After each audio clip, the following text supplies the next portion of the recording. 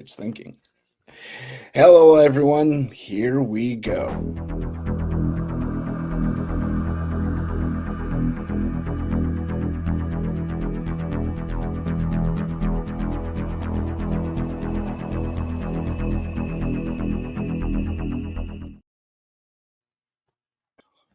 Welcome, ladies and gentlemen. It's your favorite paranormal investigator. My name is Tim Sudano. This is Paranormal Insight, and as you can see, today we have Joe Montaldo, my big boss. And he is a UFO expert. He is also an expert on the abduction phenomena and has all kinds of fun stuff and stories and facts. And we're just going to jump right into it. Joe, welcome to the show. Oh, thank you. I always love to come on. You know, I go on everybody's shows, but I always like doing shows on our own network. It's more fun because it's weird. But when you jump from show to show to show, you'll notice we don't have the same audiences. Which is a friend of mine asked me one day. He said, "I don't understand that." I said, "Well, I said different hosts have different styles. Different people like different things." I said I can be really aggressive. I said when I'm on UFO Undercover, I'm very very laid back, no cursing allowed. There's actually that in Science and Beyond, there's no cursing. News on the flip side, if you don't like cursing, don't listen to the show. That's the only show in 50 or I've been doing radio, 35 years? It's the only show I'm allowed to curse on. And trust me, I was a sailor, people. I can curse when I want to. I mean, every other thing on that show is F this, F that, F that, F him. And then, and it's a different format. It's more fun. It's a trouble. But you know what? We do talk about UFOs. And yeah, we just did a special in drones just recently. Trying to figure out, because I had a bachelor's in Advanced Avionics and Advanced Electronics. It's a science bachelor, basically, but it's in Advanced Avionics and Advanced Electronics. And people ask me all the time, who do you know in the field that has a pedigree to chase UFOs? I said, I'm the only person in the field that does. I'm the only person with advanced aircraft recognition in the entire field. The only person with advanced avionics and electronics. I mean, you have to know avionics and electronics if you even want to look at this stuff. Especially if you're talking about drones, you're talking about alien craft, it helps, but aircraft recognition helps a bunch. Plus, we're the guys who introduced Airport Monitor to everybody. Said, look, if you're going to chase UFOs or aliens, use Airport Monitor and JPEG. Airport Monitor, you can track everything in real time up to 1 year. So you can go on airport, you can be in a location, have it on your phone. I always put it on my pad on my laptop, but I'll be in a location, something will come over. I'll type in where I'm at, and it'll show me what's in no planes. Okay, well, we know it wasn't a plane. Was no planes flying around here, no flight paths, no nothing. So then we'll go on JPEG, see what we can find, any satellites tracking, any weird stuff tracking. So once you eliminate satellites, weather, and airplanes, then you can start talking about what you may have actually seen. And it makes it easier, and it also makes the skeptics, it makes it way harder for them to argue with you. Guy, one night I'm on CNN. Yeah, I was doing a special on CNN. The guys, he's just going on and on. Oh, how you know? It could be this, it could be this. I was like, dude, look. I said, no, it's not an airplane. He said, well, how do you know? I said, can I use your computer for a minute? I said, well, you know what? Can I give you this thing and you can put it on your computer? He said, yes. I sent it to him, pops it up. All of a sudden, all these airplanes show up. I said, okay. I said, now once I'm going to type in the date of when this happened. Typed it all in. I said, now watch. I said, do you see any airplanes flying? He's like, well, no. I said, this is accurate to up to 1 year. I said, this is what they use is a professional system. I said, even our airports use this. I said, so do you see any airplanes? He's like, well, no. So, wait, hold on. So now I'm going to put up JTRAC. He says, what? I said, that's Jet Propulsion Laboratory's way of tracking satellites and crap in space. And he's like, and I said, I got their version of it, not the semi version of it. And I said, do you see anything? He's like, well, no. I said, okay. I said, now we just ruled out. I said, we already ruled out weather. I said, we just ruled out airplanes and we just ruled out satellites. I said, well, Mr. Anchor, what else is there? And he's like, well, I said, no. I said, we just ruled out weather, airplanes. And I said, so what kind of anomaly could it be? I said, there's no electrical anomalies anywhere around. There's no volcanoes or anything. He said, damn, you're really good at this. I said, I've been doing this a long time. I said, the idea is to rule away all possibilities before you actually say, oh, you know what? It may be an unidentified flying object. And, people give me shit about UFOs all the time. And I don't think they understand it only means unidentified flying light. It does not mean it's an alien aircraft. It just means it's unidentified. And people Exactly. screaming, "Oh, you can't say it's an alien." I said, I didn't say it was an alien. I said it was unidentified. I said it could be the government. Maybe Russia's flying some stuff over. Maybe Xi Jinping wanted to come visit for a while. Maybe see some cute girls on the beach he wanted to watch. I said, I mean, there's no telling, but I said Yeah. it's not any of our stuff, and we've already ruled all that out. And I said, now let's see if this is. I said, now I'm gonna pull it up on JPEGs. I mean, on oh, what's his name? Peter Davenport's map and Larry Hatch's map, and see if there's been activity in these areas before. Pull it up. Oh, well, look at this. There's been sightings here before, but not in the airplanes. I said, there's not even a flight path over here. I said, so what are these anomalies people keep saying? I said, he said, and that's when he goes, that's what he said. Oh, it's probably for some kind of fireballs coming out of a volcano. I said, there's no volcanoes within 500 miles of this place. I said, you're going to have to find something better. Oh, it's a ball of lightning. I said, there was no storms anywhere around. You can't call it ball of lightning. There's no storm. There's no ball of lightning, my friend.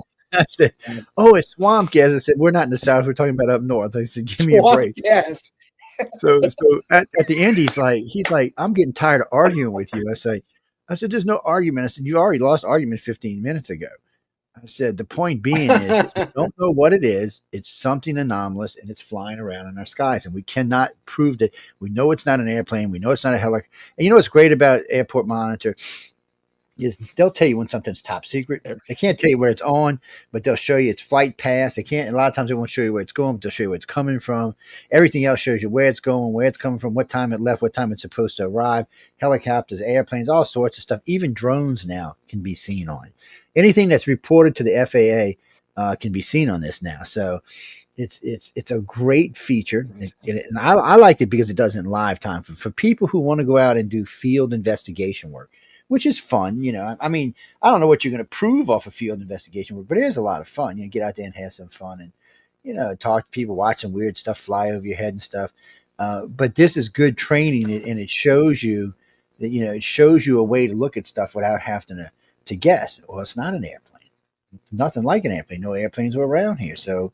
And then you can move on in the process of elimination. Eventually, you get to the point where, well, any way it goes, you can't call it alien because we just don't know. But we can also say it's not ours. And since we know Russia and China is not allowed to fly in our airspace, we can rule them out as well. So then it's time to see. That's when it's time to check all the back reports and say, okay, we've had this happen, this happened, this happened. One of the reasons ICAR, the organization I work for, started tracking sightings because I used to argue with Stephen Bassett about this all the time. You'll never get to the truth chasing lights in the sky, and you won't. I said, but if you can correlate alien abductions with flights, then you got something. He's like, well, what do you mean? I said, well, we know in this particular area we had 22 abductions reported. We also know in this particular area there was more than 33 UFOs sighted in areas where there was abductions reported. I said, that's a little more than a coincidence, man. I said, the more of these you get, the more you realize that something else is going on here. And he said, well, you think aliens just come take humans? I think aliens been taking humans for 100,000 years or more. I said, I said, there's lots of proof to suggest somebody's been screwing around on our DNA. But it's like, and they get upset about it, especially ufologists. Ufologists hate me. One of the guys told me one day I was lecturing at the Washington Press Club in D.C. I was talking with Edgar Mitchell, matter of fact, and guy comes up. He said, "Joe, you got to be the most brilliant ufologist I've ever seen, but Jesus, man, you're crazy too." I'm like, "Why?" He said, "Because it just can't be alien abductions all over the place." I'm like, "Why?" I said, "We can't stop them." I said, "We can't even stop our government from abducting people, much less aliens." I mean, I'm like, "Give me a break here. Who do you think is doing this?" And I said, so this is why I always tell people the same thing. If you're going to get into this field, before you start looking at this, that, and the other one from now, go back 1,000 years, 2,000 years, 3,000 years, and start looking at things flying in the sky. Now, so remember this, people, after about 1700 or 1810 or something, that was the first time something flew in the air. That was a hot air balloon. That was it. Before that, for the 6,000 years of history before that, there was nothing flying in the sky. Nothing man-made anyway, but yet, according to the ancients, there was shucking stuff flying all over the sky. One of my favorite ones is, there's I think it was during not the Inquisitions, the Crusades. There's a town in the Middle East. Yeah, there was a town in the Middle East that was being attacked by, I'm pretty sure, was one of the Crusades armies. It was just attacking them, and for almost 3 years, and they couldn't get in. And both, by the fact, the loser and the winner report just the same way. They said a silver shield came and sat over the front gate for a minute. A blue beam of light came down, just blew the gate to smithereens, and the Army came in and took over. Well, I mean, how do you get around that? I mean, both sides reported that. What am I supposed to say? Well, everybody involved was lying. So, I mean, and there's other ones besides that are out there. Egyptians talk about a lot of stuff. The Chinese talk about a lot of stuff flying around, and you can try to blame it on ignorance, but I mean, if it was one person, yeah, two person, you start talking 500, 1,000 people. It's like there was a case in England. So there was an artist in London drawing. He was just out there doing some artwork one day. And the mayor, matter of fact, the mayor of London at the time was there with him. All of a sudden, out of nowhere, these orb things just came through the town, just from this size up to, they said, about the size of a horse and carriage from back in the day, just floating through the city. So he actually drew all of this. He got all this sketch. The mayor actually made a report to the local magistrate on what happened, because literally the whole town had saw it. Still to this day, I think that was 700 years ago. No one knows what it was or who it was or how it was. Well, to be honest with you, I mean, let's be honest. We do know that things like frogs and snakes fall and fish fall on the English people all the time. We know what the causes that to it. At least now we know what causes that. In the old days, we didn't know what causes it. We know what causes it. But it is funny to see all of that stuff. I mean, but the more you look into ancient world, the more questions it makes you ask. Why? Who saw this? Why was even Columbus actually in two of his notes talks about things following the ship flying in the sky behind him. Okay, guys. Last I checked, that was what 700 years ago. Who was flying around the sky? And over the ocean? There was nothing. No big birds flying over the ocean back then. I said. So you get into cases like that, and then you start getting into the Mesoamericans. They talk about it nonstop. The Aztecs, the Incans, the Toltecs, the Mayans, all are talking about these gods that used to come down. I mean, come on, the Nazcans built huge monuments and drew big Nazcan lines and took boards and smushed their kids' head in to look like their gods who used to visit on a regular basis. And those kind of things, you're just kind of like, okay, so you go through all of that. By the time you get back into the modern era, before you get to Foo Fighters, you've already got enough evidence to make you think, okay, what the hell's been going on this planet, and who is this? Because obviously it's not us, unless there is an advanced version of us somewhere on this planet that we don't know about, and which I'm not going to rule that out, but it's so for your listeners. Here's a little weird thing for y'all. So the human biological clock, the human body's best temperature to work in is 73 degrees Fahrenheit, or actually it's about 68. So on this planet, the average temperature across the planet is actually quite a bit higher than that. But on Mars, it's exactly 73 degrees Fahrenheit. So, Earth has a 23 and 3/4 hour orbit, right? That's what our orbit is, 23 and 3/4 hours. So why does a human biological clock set for 24 and 1/4 hours? What the hell? Yeah. Now Mars is set for 24 and 1/4 hours. Yeah. So it makes us kind of think that maybe we had an ancestor from a different planet. Maybe we're not all exactly native from this planet. Maybe there was, we know something happened 53 million years ago. We know that Earth got wiped out, Mars got wiped out, Venus got wiped out, and whatever that planet was between Venus and Jupiter got wiped out as well. Before anybody asks, scientists used to say all the time, it wasn't a planet. It was just leftover debris from when we started forming. But now they know, because they're exploring it for mining in the future, there are certain asteroids that have materials that can only be made by compression, like a planet forming, not a planet being destroyed. Exactly. So that kind of rules it. Yeah. So it was a planet 5 times the size of Earth. Could have been the Rebrew, as far as we know. That's what everybody kept telling me about in the Rebrew, but I couldn't find it anywhere. People are writing to me, it's at me, Captain Rebrew, come on my show.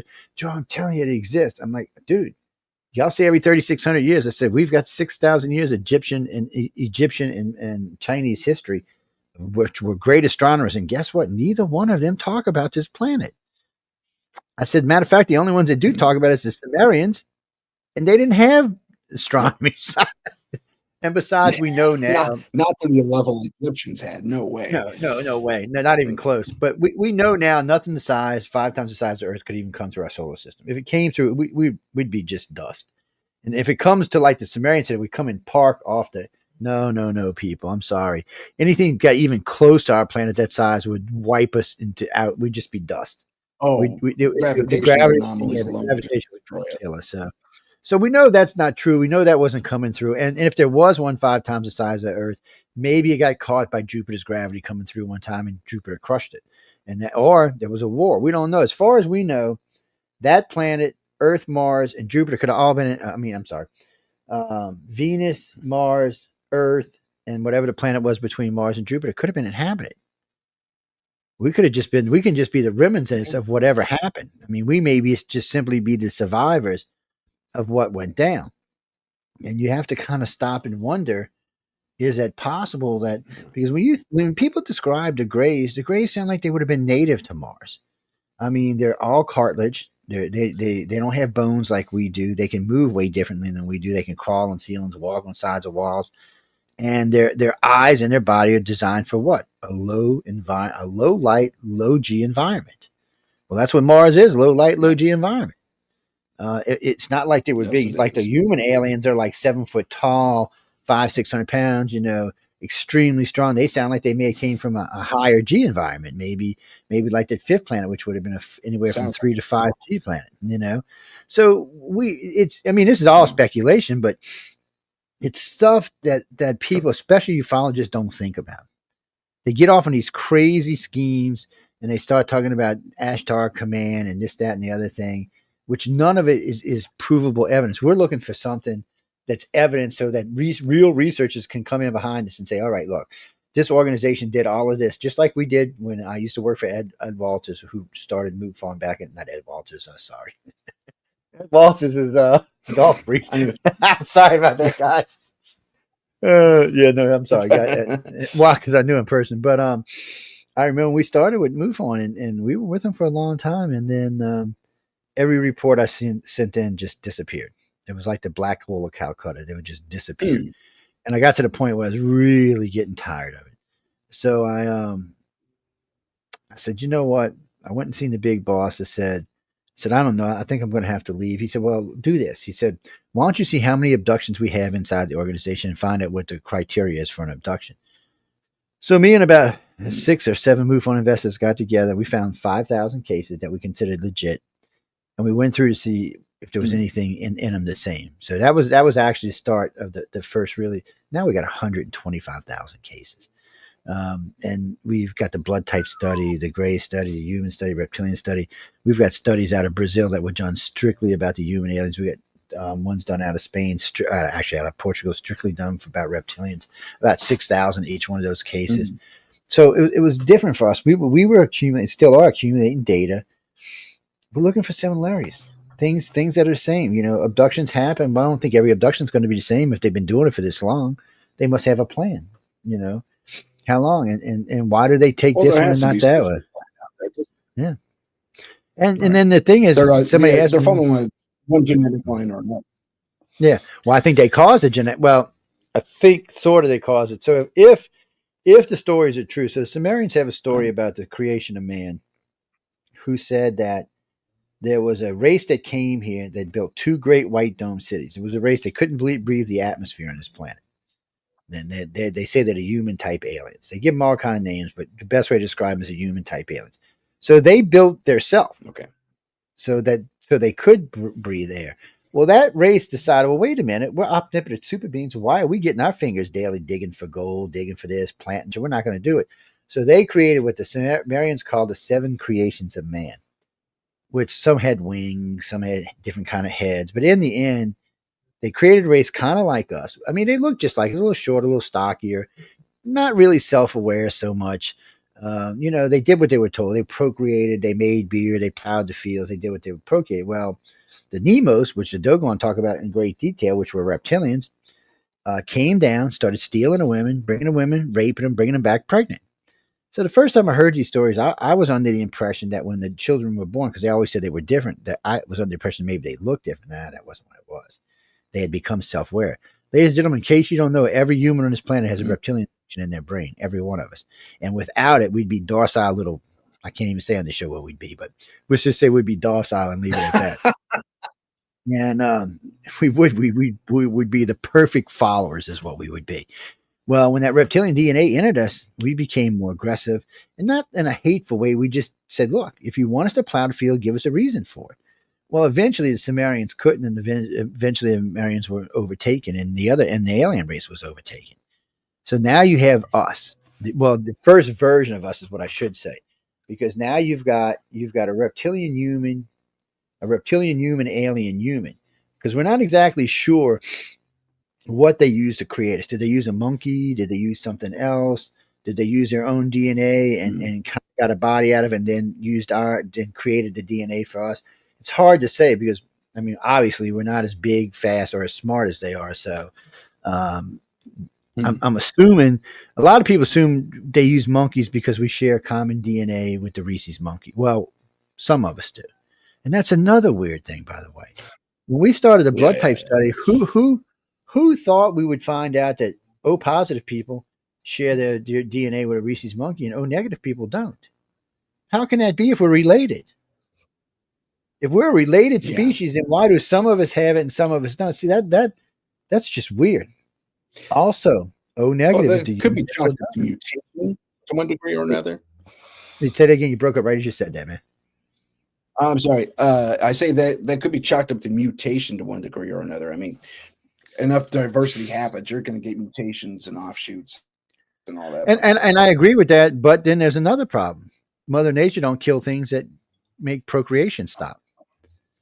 So out of the blue, 40,000 years ago, because so y'all understand this, ladies and gentlemen, before 50,000 or 60,000 years ago, everybody on this planet was Rh positive, brown-eyed, and brown-haired. That was us. That was our species. Very boring, very dull, very uneducated. That's who we were. I'm not hating our ancestors, but that's who we were. And that's science. That's not bullshit, y'all. That's just simple science. All of a sudden, out of the blue, bam, Rh negative comes on the scene. Now, Rh negative is a baby killer. Why would Mother Nature create a baby killer? We weren't overpopulated back then. Did she know something we didn't know? I mean, so until I think the 80s, or it might even been the early 90s, you might remember this, but you youngsters aren't going to remember this. We used to have to get, in order to get married, we used to have to get a blood test. And the reason why is to make sure the father and the mother were compatible to have a baby. How do y'all like that? There was a time on this planet we live on right now, that we were not always compatible with each other to have babies. How can that be if we're the same species? How can we not be compatible? So now you have a natural mutation. We'll just call it a natural mutation, popped up out of nowhere, creates Rh negative, and it creates something that kills babies. Oh, I'm just confused by that. Now, as science, there was a gentleman in Australia they found who had a gene called the adeninogen D gene, if I remember correctly.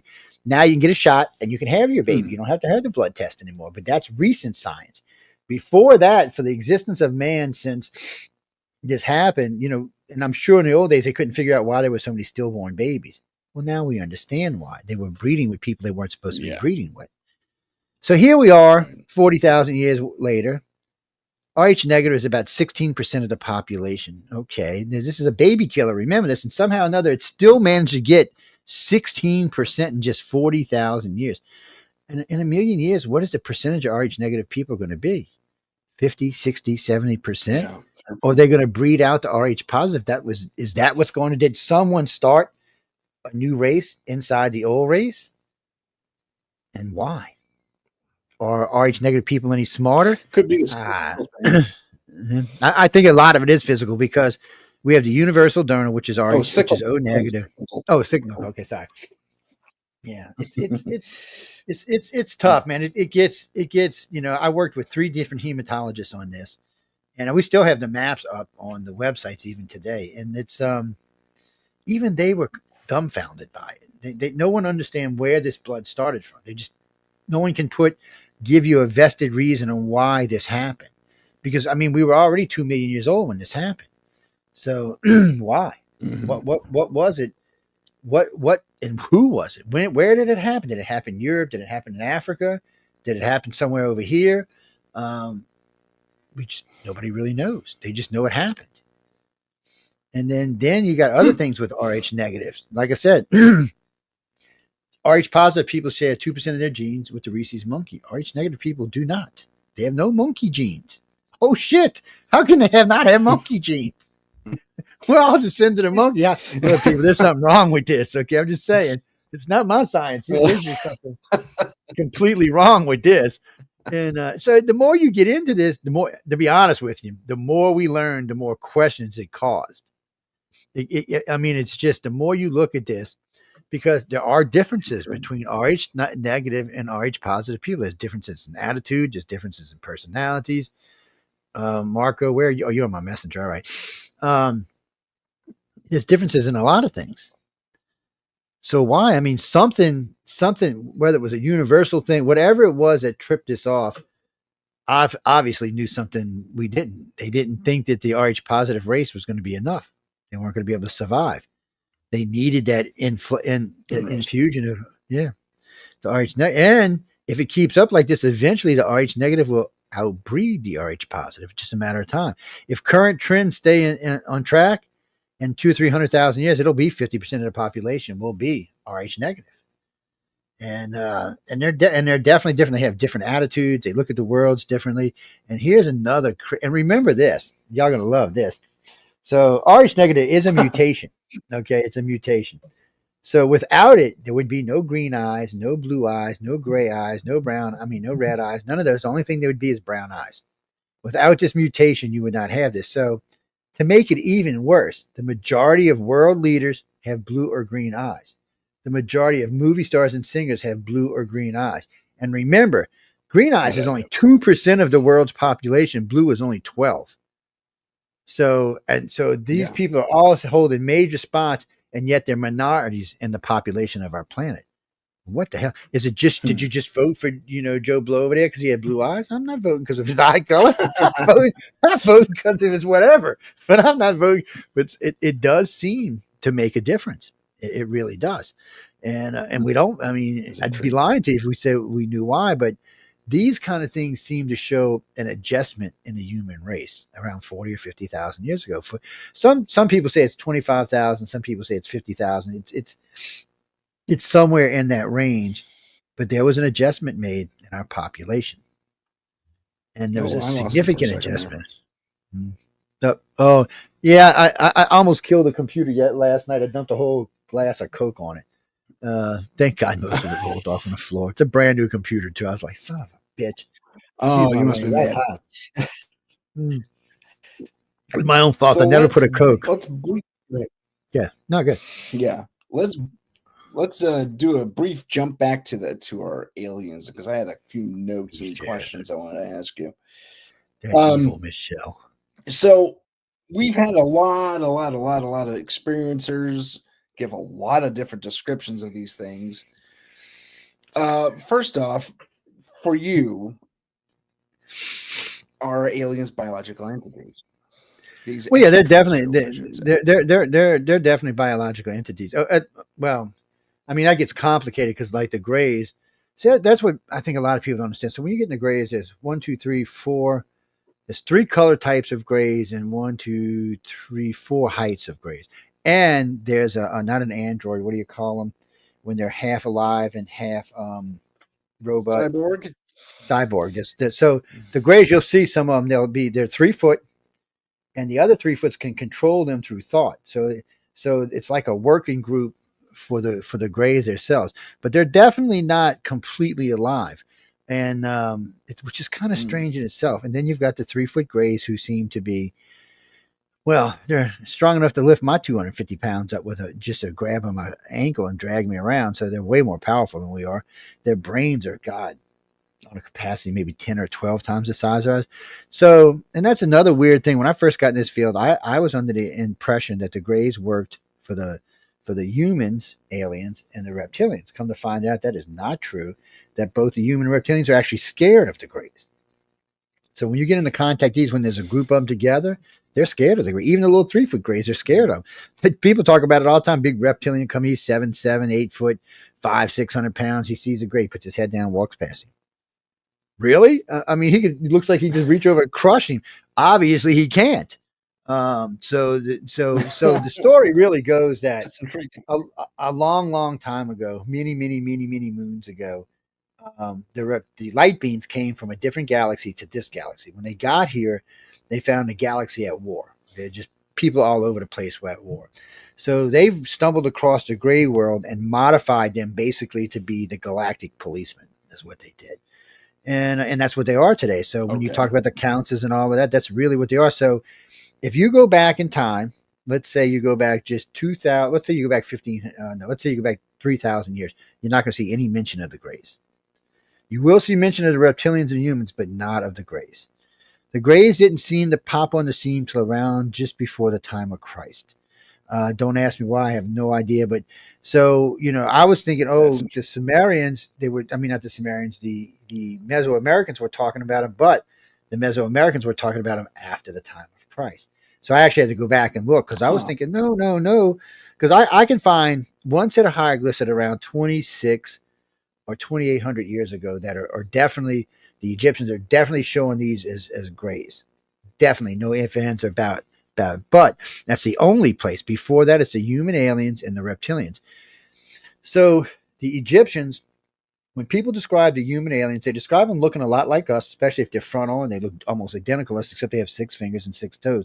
But their head actually extends back about another 6 or maybe 12 inches, and it kind of sticks back and bends up a little bit. It's kind of like so you know what that's a description of, right? The Egyptian pharaohs, who supposedly had that disease that made their heads go like that. It's also the same descriptions of the Nazcans boarding their children. So now we have 2 different places we know that these human aliens were interfering. For sure. It's not even a guess anymore. We know they were there. Yeah, it is. And it's like one side and the other side. And so we now know that was part of it. And like I said, I like to do research, which just, ufology is not happy with people like me because I'm looking for truth and they're looking for dollars. And if I wanted to make dollars, I could have made a lot of money. But it's just, whatever is the sensational story is the one they're looking for. If it's sensational, fine by me. If it's not, if it's proof, sensational or not, I'm interested in it. If it connects some dots together, I'm interested in it. If it brings me another piece of the puzzle, I'm interested in it. And matter of fact, one of the guys at MUFON got mad at me the other day. He was being a smart. I said, let me tell you something, dude. I said, we have far more pieces of the puzzle than you do. Y'all been chasing lights in the sky for 50 years. We've been chasing aliens in the closet for 30 years. I said, we'll see who's got the most proof of what's what. And that's the reason I left them, because they became it wasn't even just that. After I can't remember his name today. After the leader left, because he joined ICAR and he left MUFON, your boy who took over was Black Ops, John Slushler. He used to work for different government programs as a Black Ops guy. That's what he did. He wasn't in the military. He was freelance, but he was definitely Black Ops. The next 2 after him were also Black Ops. One of them, James, he did code breaking for the government, and I can't remember what the other one did, but all 3 of them were Black Ops. And Walt Anders wasn't. I mean, it was just. And now the new guy, I have not interviewed this new guy. I haven't even talked to him because I don't want to get in a big argument with somebody who don't know what the hell they're talking about. So I'd just rather stay out of it. And the whole reason MUFON has an abduction group is because of us. They got so tired of us slapping around, they created the STAR program, which is, how can I say this politely? It's a joke is what it is. Because they just believe, instead of doing research to prove it, they just believe stuff instead of going, just because somebody tells you something does not make it true. And then I have degrees in voice stress analysis, and that's another thing that ticks MUFON off, because I have advanced degrees in hypnosis, but we're not a big fan of using hypnosis. Well, I mean, we'll use it if we have to, but we prefer not to unless there's no other way to retrieve that information. But I've got degrees in advanced body language, advanced facial recognition, and voice stress analysis. And none of them had anything to do with the field.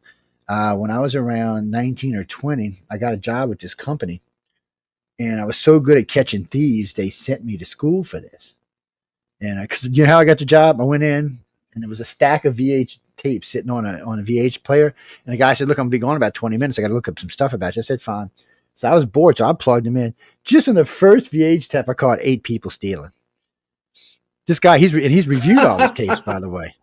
Just on the first one. The second one, I was halfway through. I was already about 4 in. So he comes and says, "What do you mean?" I said, "I'm reviewing all your thieves."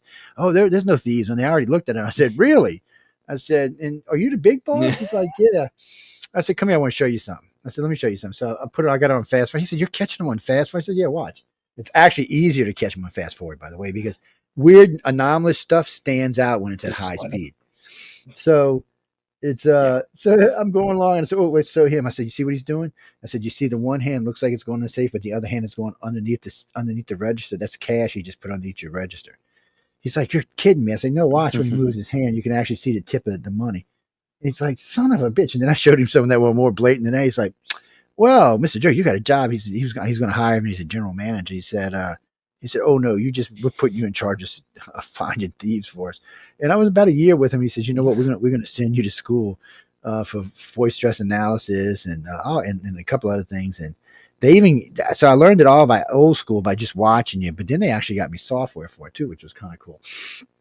So I had all of this when I got into the field. So matter of fact, I was at the X conference one year and I'm sitting there and Steven said something to me. I said, "Oh no, he's lying through his teeth." He's like, "How do you know?" I said, "Steven, I got serious degrees in this stuff." And when I go on trips like that, I usually bring something with me to prove it because ufologists people are weird. And he's like, "Damn, Joe." So I said, "I'll tell you what we'll do. So let's go talk to this gentleman about are you lying or telling the truth." I said, "I just want you to tell the truth for the next 5 minutes." He said, "Fine." And then "I want you to tell me a lie." He said, "Okay." And then I said, "We're going to start talking." He said, "All right." So we start talking. I said, "Lie, lie, lie, truth, lie, truth, lie." Steven said, "You can't just call him a lie." I said, "Dude, are you lying?" He said, "Yeah, I'm lying." Steven just looked at me like, "What the hell, man?" I said, "Dude," I said, and it makes it easier for me when I'm interviewing people or if people are calling me because they had an experience. And you learn things like inflections in voice and because you can't always see somebody, I mean, today you can, but in the old days you couldn't. A lot of times it was just audio. Today we'll do something like StreamYard or get on any one of the different venues we do and talk. And I tell people, I know I'm upfront with them and you can tell some people get instantly nervous, just instantly nervous. And I was like, "No, it's nothing. If you're telling the truth, there's no reason to be nervous." And he's like, but you might think I'm lying." I said, "Not if you're telling the truth. I won't think you're lying." I said, "Doesn't matter how crazy what you say. I said, I will either know that you believe it beyond any reasonable doubt or it's the truth. And if it's not, then it's a lie." And I sat and I get that a lot myself with my group. So yeah, well, yeah. See, you got to be like that. I mean, clients call in. Yeah. You've got to take your time to work through people because you don't want to taint your evidence or your research with something that turns out to be an absolute like what was his name, Doty. First time I met Doty, I was in California, and I said, "Dude, you are so blankety full of blankety," and Stan Friedman was standing next to him. He said, and I'd already interviewed him by that time. Yeah, I mean, I knew Stanton well. All together before he passed, I think I had like 60 interviews with him. And I even did interviews with him on what he did for a living and not ufology stuff. And he looks, he said, but how do you know?" I said, "Oh, trust me, Stan. He's just." And the more he talked, I'm like, "I got to go." He's like, "Well," I said, "because I'm going to have to say something if I don't leave." I said, "I'm going to go get some lunch or something." So later on in the day, Stan comes up. He said, "Joe, don't think you're telling us the truth." And the guy looked at me and I said, "Let me ask you 2 questions." And I asked him 2 questions. I said, "You're lying, aren't you?" He said, "Well, I just can't remember everything, so I had to ad lib in." I said, "See, don't do that." I said, "When you said that, I realized you probably have had contact, but you can't fill in the blanks." I said, "Because if you do, people like me are going to bust you, and eventually we're just going to think you're lying." I said, "Just like Doty, because when I was out in California with Doty at the time, I was like, Doty, you're just so full of it." And it was, I think, I remember Stan laughing because I must have told Doty it's like 5 times. And it wasn't even 6 weeks later, he came out as a disinformation agent. Stan was like, "I can't believe he did that because you busted him." I said, "Probably so." But I mean, you can't, things that you're suspicious about, You have to challenge. And if you're wrong, you're wrong. I've shit. There's been a few times over the years where I've actually changed certain things that ICAR believe. Like when I was telling you earlier, when we first started ICAR, we thought the grays worked for the other races. When we found out we were wrong, I actually went on coast to coast and corrected it and said, no. And George was like, you were wrong. I was like, yeah. I said, no, I got three things today I'm going to talk about that the organization was wrong about. And he was like, Joe, no one does that. I said, well, we do. He says we was wrong.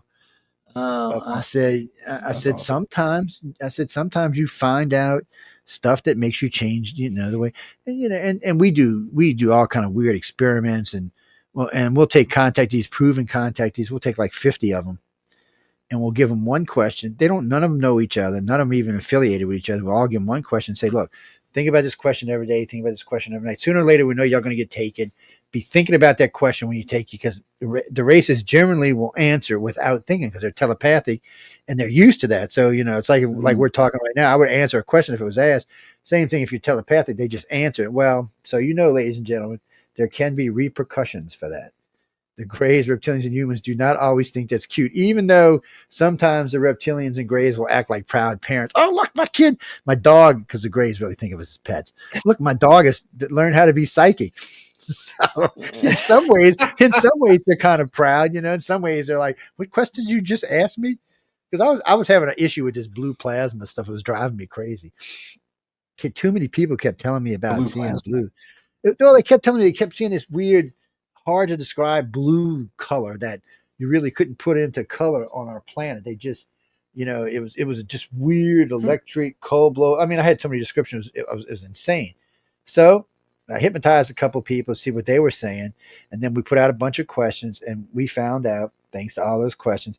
And this is what makes it so important, because 50 questions, 50 answers, all the same. So none of these people know each other. None of these people have met each other, and they're coming back with the exact same answer. You can't really get away from evidence like that. That's hardcore. So the blue thing, I asked him.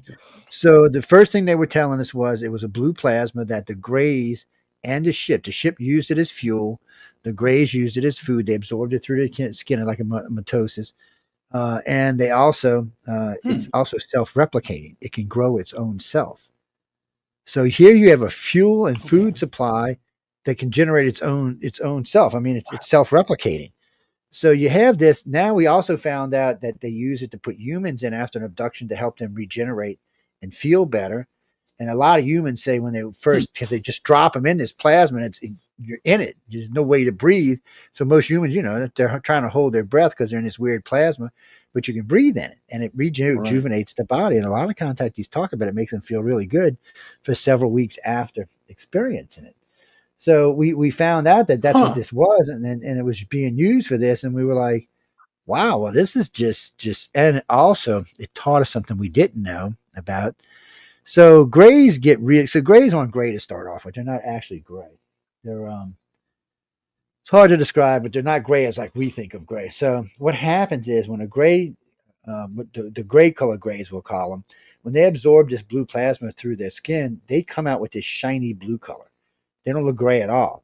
And as the food leaves their system, they get almost translucent looking. I think that's why people think they're gray. It's kind of more like a clear, whitish kind of color, but and then there are white grays and there are brown grays. But they're also the same way. When that food's in their system, it tints their color. So the white grays, when they're blue, they look blue. When they're absorbing that food, they look blue. And when their food's coming out, they go to a more translucent white color. The browns are the same ways. And then there's the 3 foot, the 5, 6 foot, the 7 foot, and the 9 foot grays. So somebody told me that one day. I'm like, what the hell's a 9 foot gray? I mean, what the hell? It's a queen. I didn't know. What the hell did I know at the time? We did figure out that they have a hive system. We'll say hive system. I call it a hierarchy system based on height, but I'm sure they don't want it to be called that, because the grays, even though they seem to be the most in the field, the 3 foot grays spend a lot of time in the field, but so do the 5, 6 foot grays. They spend a lot of time in the field, and they look to be like the 3 foot guys' bosses. Well, the 7 foot guys seem like they run everything else except for what the queen tells them, and the 7 to 8 foot, they're like concierge to the queen anyway. So they're running everything below her, Okay. except for what she tells them to do. So it's kind of like a beehive in a way. It's I don't know if I call it a complete hive system, but it's definitely not like our system is, and there's no voting going Gotcha. on if that's anybody wants to ask. But then it's different, and then like the reptilians are different. They have alpha males, so they have tribes. There's a bunch of different tribes, and what's interesting about those is, and this was something that helped us a lot. We couldn't figure out why some people said, "Oh, look, the reptilian's got gills. Oh, he's got wings. He's got horns. He's got a tail." So I'm like, "Oh, no, no, no! This is too much. What's going on here?" So we started separating the contactees into groups that were different things they were seeing, and we found that when we did, we started asking them for particular information, either through hypnosis or through sending them out to ask questions. So what we found out was, first off, the reptilians have genetic memory. So every contactee that they have has genetic memory. If their DNA is in you, you have genetic memories. And it's one of the things that probably messes with contactees because they see things that they think they've done or been part of, but they haven't. It's probably like their great, great, great, great Ah, grandfather Gray or something. I mean, reptilian or something. Reptilians have okay. one religion. They build these big dome areas where they have these round balls about this big, that whatever you think when you put your hand on it, comes up in front of you and displays whatever information. Hmm. There's another orange one that you can put your hand on that will actually download it directly into your brain. Um, it's very interesting technologies. It's way more than anything we have, and they consider us as like cousins. They can see the reptilians are different. They kind of consider us as family. The humans consider us like trash cousins, with the exception of a few of us. But they really do. They're not a big fan of humans, but well, that's just the way. When you talk to people, that's the Okay. way they come off. They've never been known to be the really nice ones, and that's what's so funny. The reptilians seem to be nice. They really seem to be an agrarian society, is what they seem. I don't think they got into any fights until Hmm. somebody forced them to. And when you look at them, you would not think I agrarian. see. When you see a gray, when you see a reptilian, you think, shh, oh man, I'm in deep trouble. But the humans are the Right. ones that seem to be more aggressive. So when you go back to ancient worlds, you find that also plays true with the Egyptians, the Sumerians, the Mesoamericans, all of them. The human type aliens are usually portrayed as evil demons, and the reptilians are usually portrayed as the bearers of life and the great gods, Huh. especially in the Mesoamericans, the That's Incans, the intriguing. Mayans, the Aztecs. So all of that paints a different picture. And then That's a all of a qualm. sudden, Greys come along, Christ comes along, and reptilians become the evil ones. So that's what's so funny about this. Prior to 2,000 years ago, the Greys were loved. I mean, the reptilians were loved and worshipped. After the time of Christ, they became the dark ones, the evil ones. And you know why, right? Because of the serpent in the story of Adam and Eve. That's why the Oh, serpent okay. gave. But see, if you go back and you look at all the other stories, what did the serpent actually do?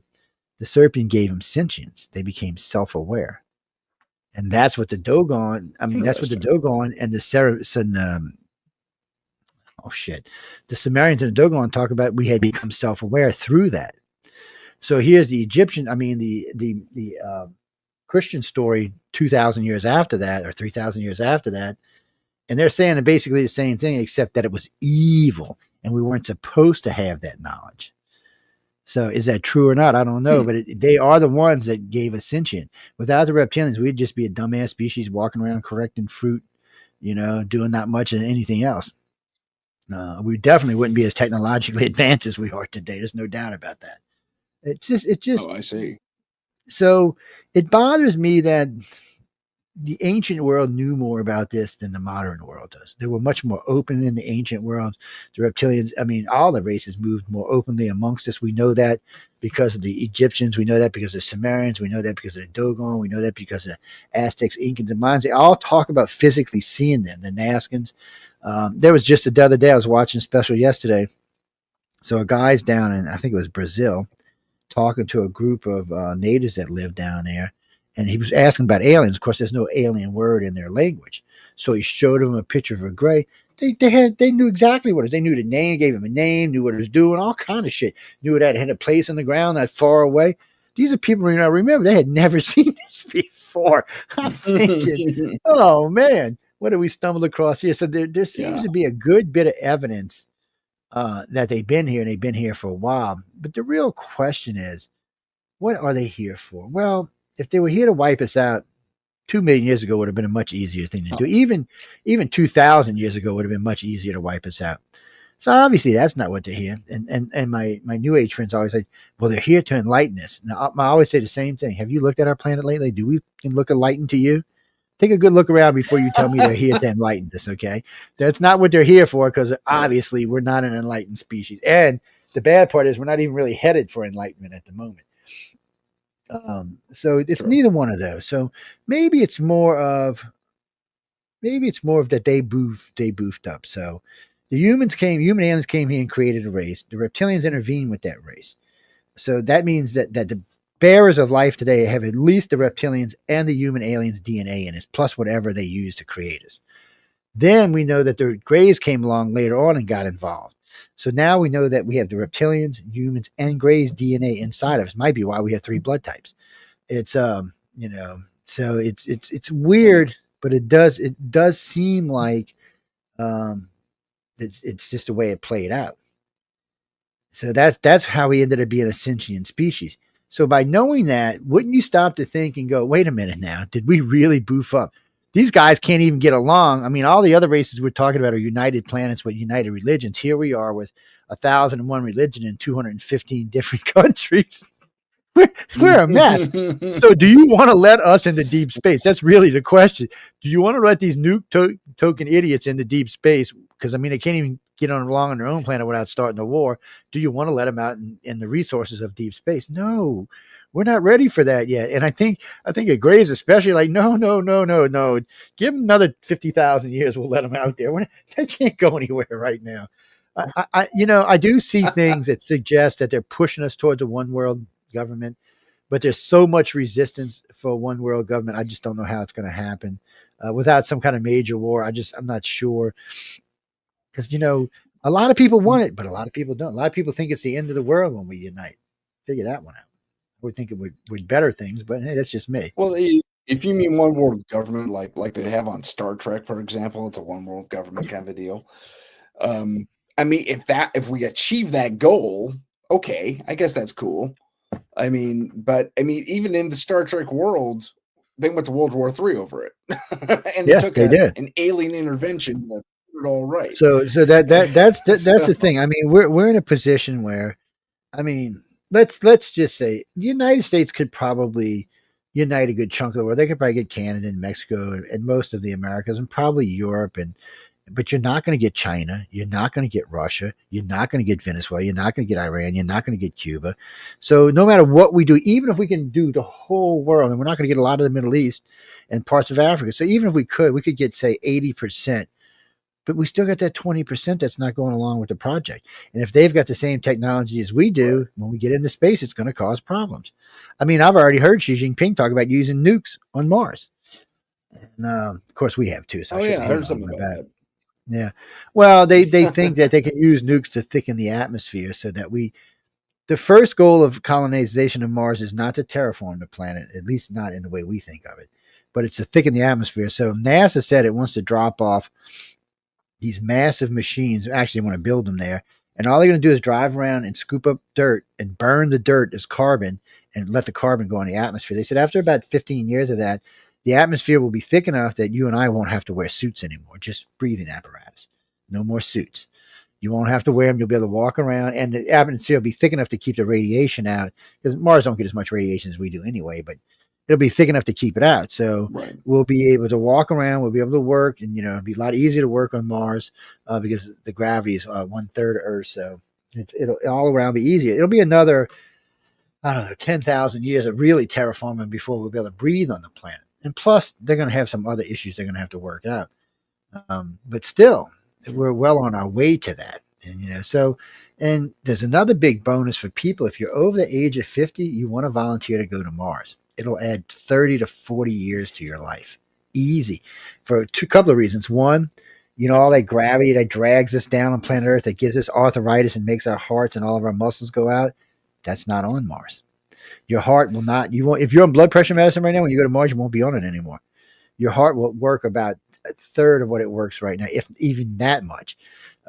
It's going to be way less. You're not going to have all this stuff dragging down on your body, on all your muscles, and all your arteries, on all of your different livers and kidneys and everything else on your, sorry, liver. I mean, say that plurally, but all the rest of your organs in your body, it'll add Livers, a good bit of livers. life. So if you're 60 right now and you go to Mars, you'll probably live to be 100, 120 years old, and not in old rickety shape either. You'll be in decent shape.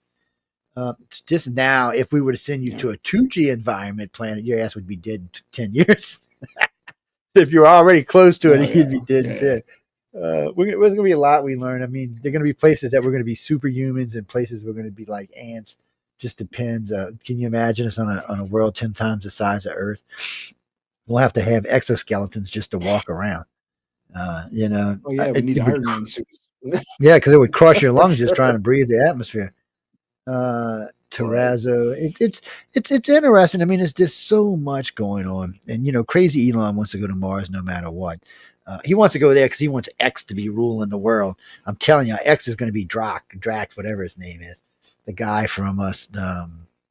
It was a James Bond. It was Roger Moore. It was the one when they had the space shuttle and they went to space, and he built a big space station out there with all the perfect people. Yes, and then Moonraker. That's what it was called.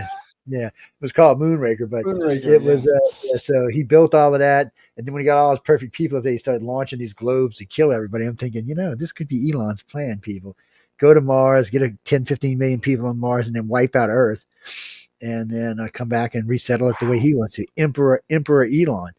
And before anybody asks me, I actually like Elon, but I don't trust anybody.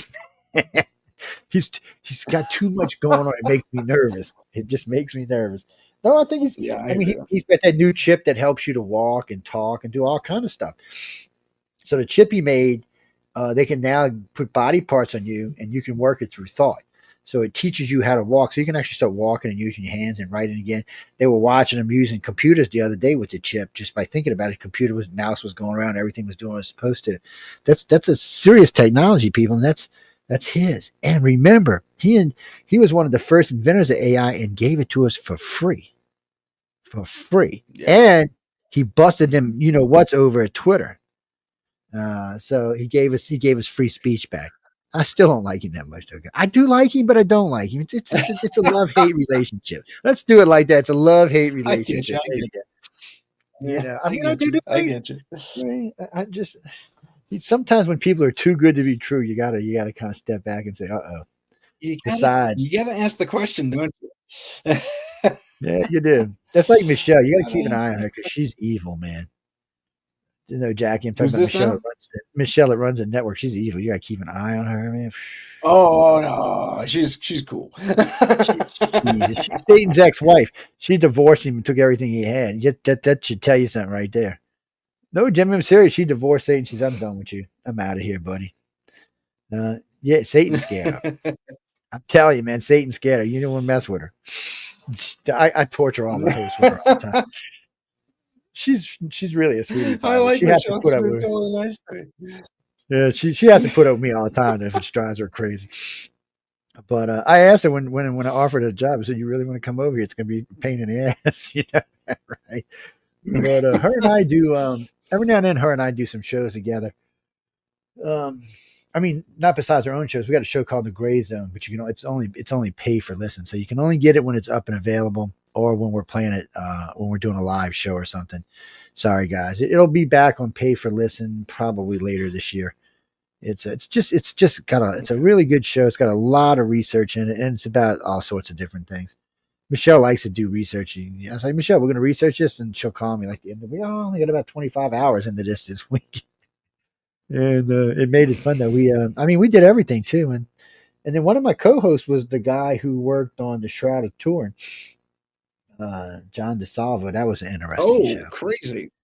Yes, that was it. Yeah. And well, they say it's not Christ. So I was like, oh, you had to say that live, didn't you? He said, well, it's not. I'm like, oh, I'm not arguing with you. I'm just saying you had to say it live. Okay. And then the lights, the lights lit up. They said something about it's just not the right era.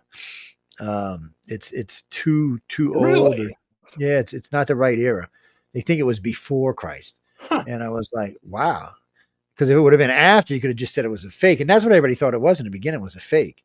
But no, I think they're saying it was like 600 years or 1,000 years before Christ, which means it wasn't him. So who was it, and how did they do that? Was that an alien? I mean, I don't Well, know. it And was besides, so apparently people, the image matches the burns that are there. yeah, So it and was a flash of energy. yeah, it was definitely some kind of energy came like out of the body, maybe like a spontaneous combustion kind of thing. Well, no, Hmm. I see you right there in my messenger, Jackie. It's well, no, that's not what Christ looked like. So in the Bible, it describes him as being gamely. Gamely means ugly, and being from where he was, he should have been much darker than what we see. Yeah, so I see. it's all well, he's Doofus. He's from the Middle East. Yes, yes, he's Middle Well, East. yeah, Most Middle Bethlehem. Yeah, Easterners tend to be a little bit browner than us. Um, they're not like African, but they're definitely. We'd just say tan. How's that? They just look like tanned Americans with black extra hair. tan. Yeah, Yeah, extra tan. Yeah, really for sure. good tan. How's that? One of them expensive tans, not like this stuff Donald Trump It wears. is a nice tan. I have to admit, it's a nice darker olive. Yeah, it's got a nice smooth look to it. No, I'm being serious, guys. So when you look at that, when you go into a church in the United States, this is just some white boy with long hair.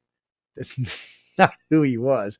So when you look at the Shroud of Turin, it does look a little different. It's not your typical white boy. The hair's a little different, the face a little different, the beard, mustache a little different. But yeah, it just seems like who was it? One of the Vatican people said they thought he was a famous Roman soldier. Roman was around for Wow. what, two He got thousand beat years. up So from the soldier. so yeah, I know that's what I said. I'm kind of like, well, no, Yeah. Jackie. We Romans love you a lot. invented crucifixion. I know. No. No, the Romans invented crucifixion, and stigmata, if it's in the right places, is real. They didn't nail him through his hand. You couldn't do that. The hand would have ripped apart.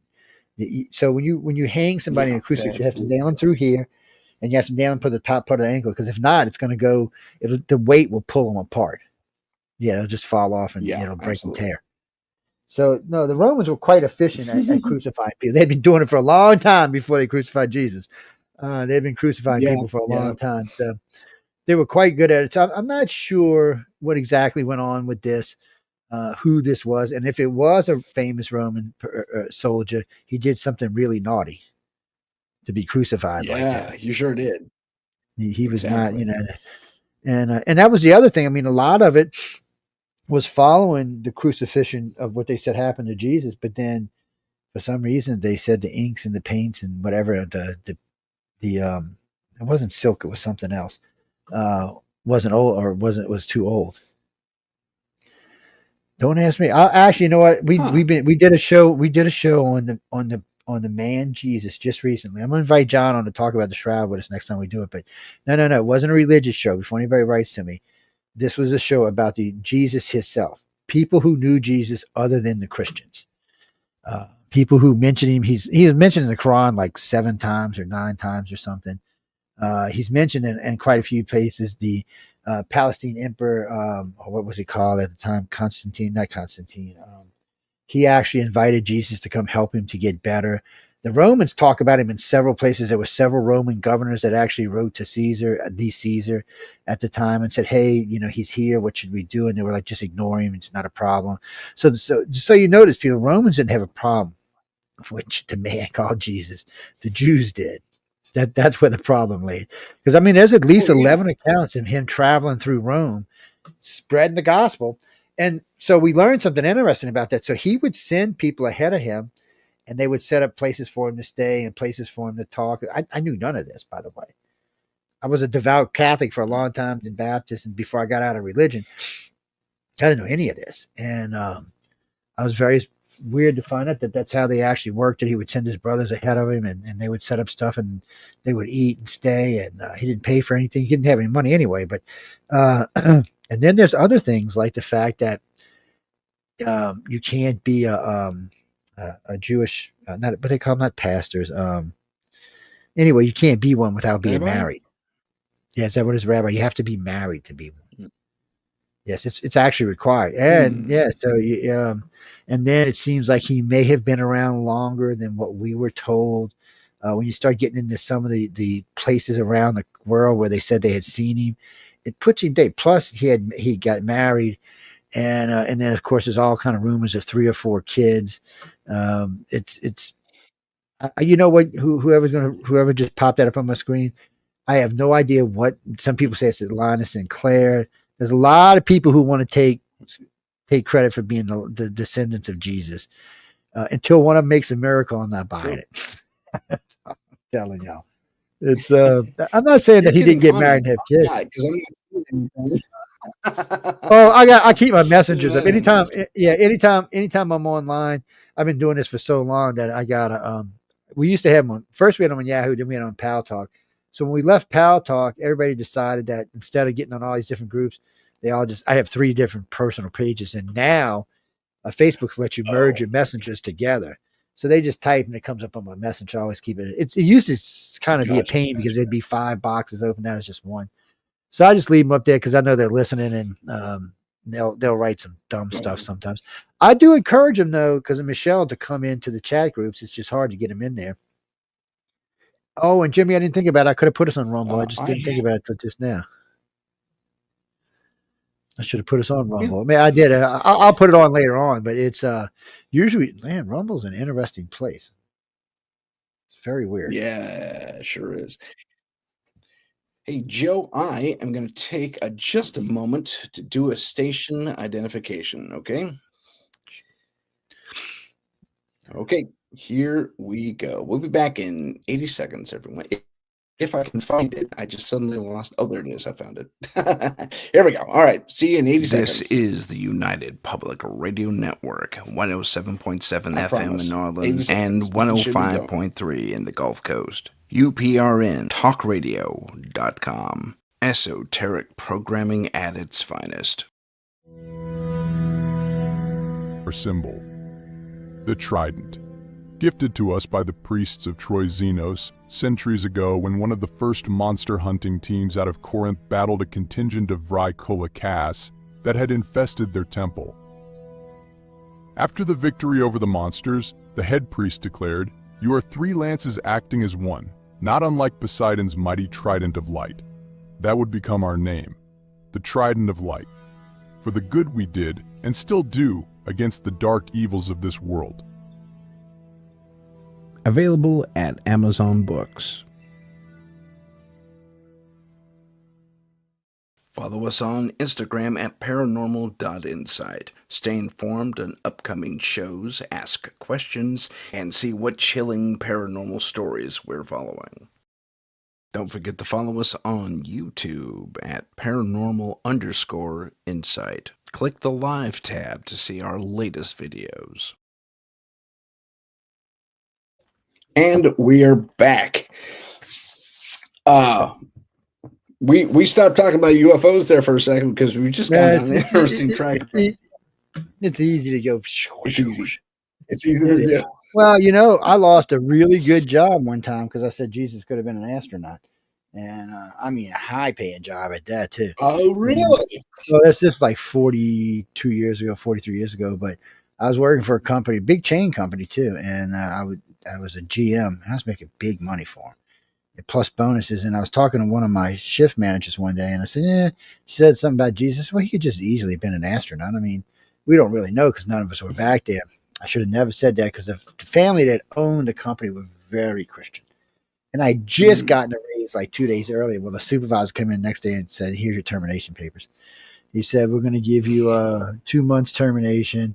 They'll always get a good reference, and we're going to give you." They gave me a 1-year severance package, and because they scared I was going to sue them. But, nice.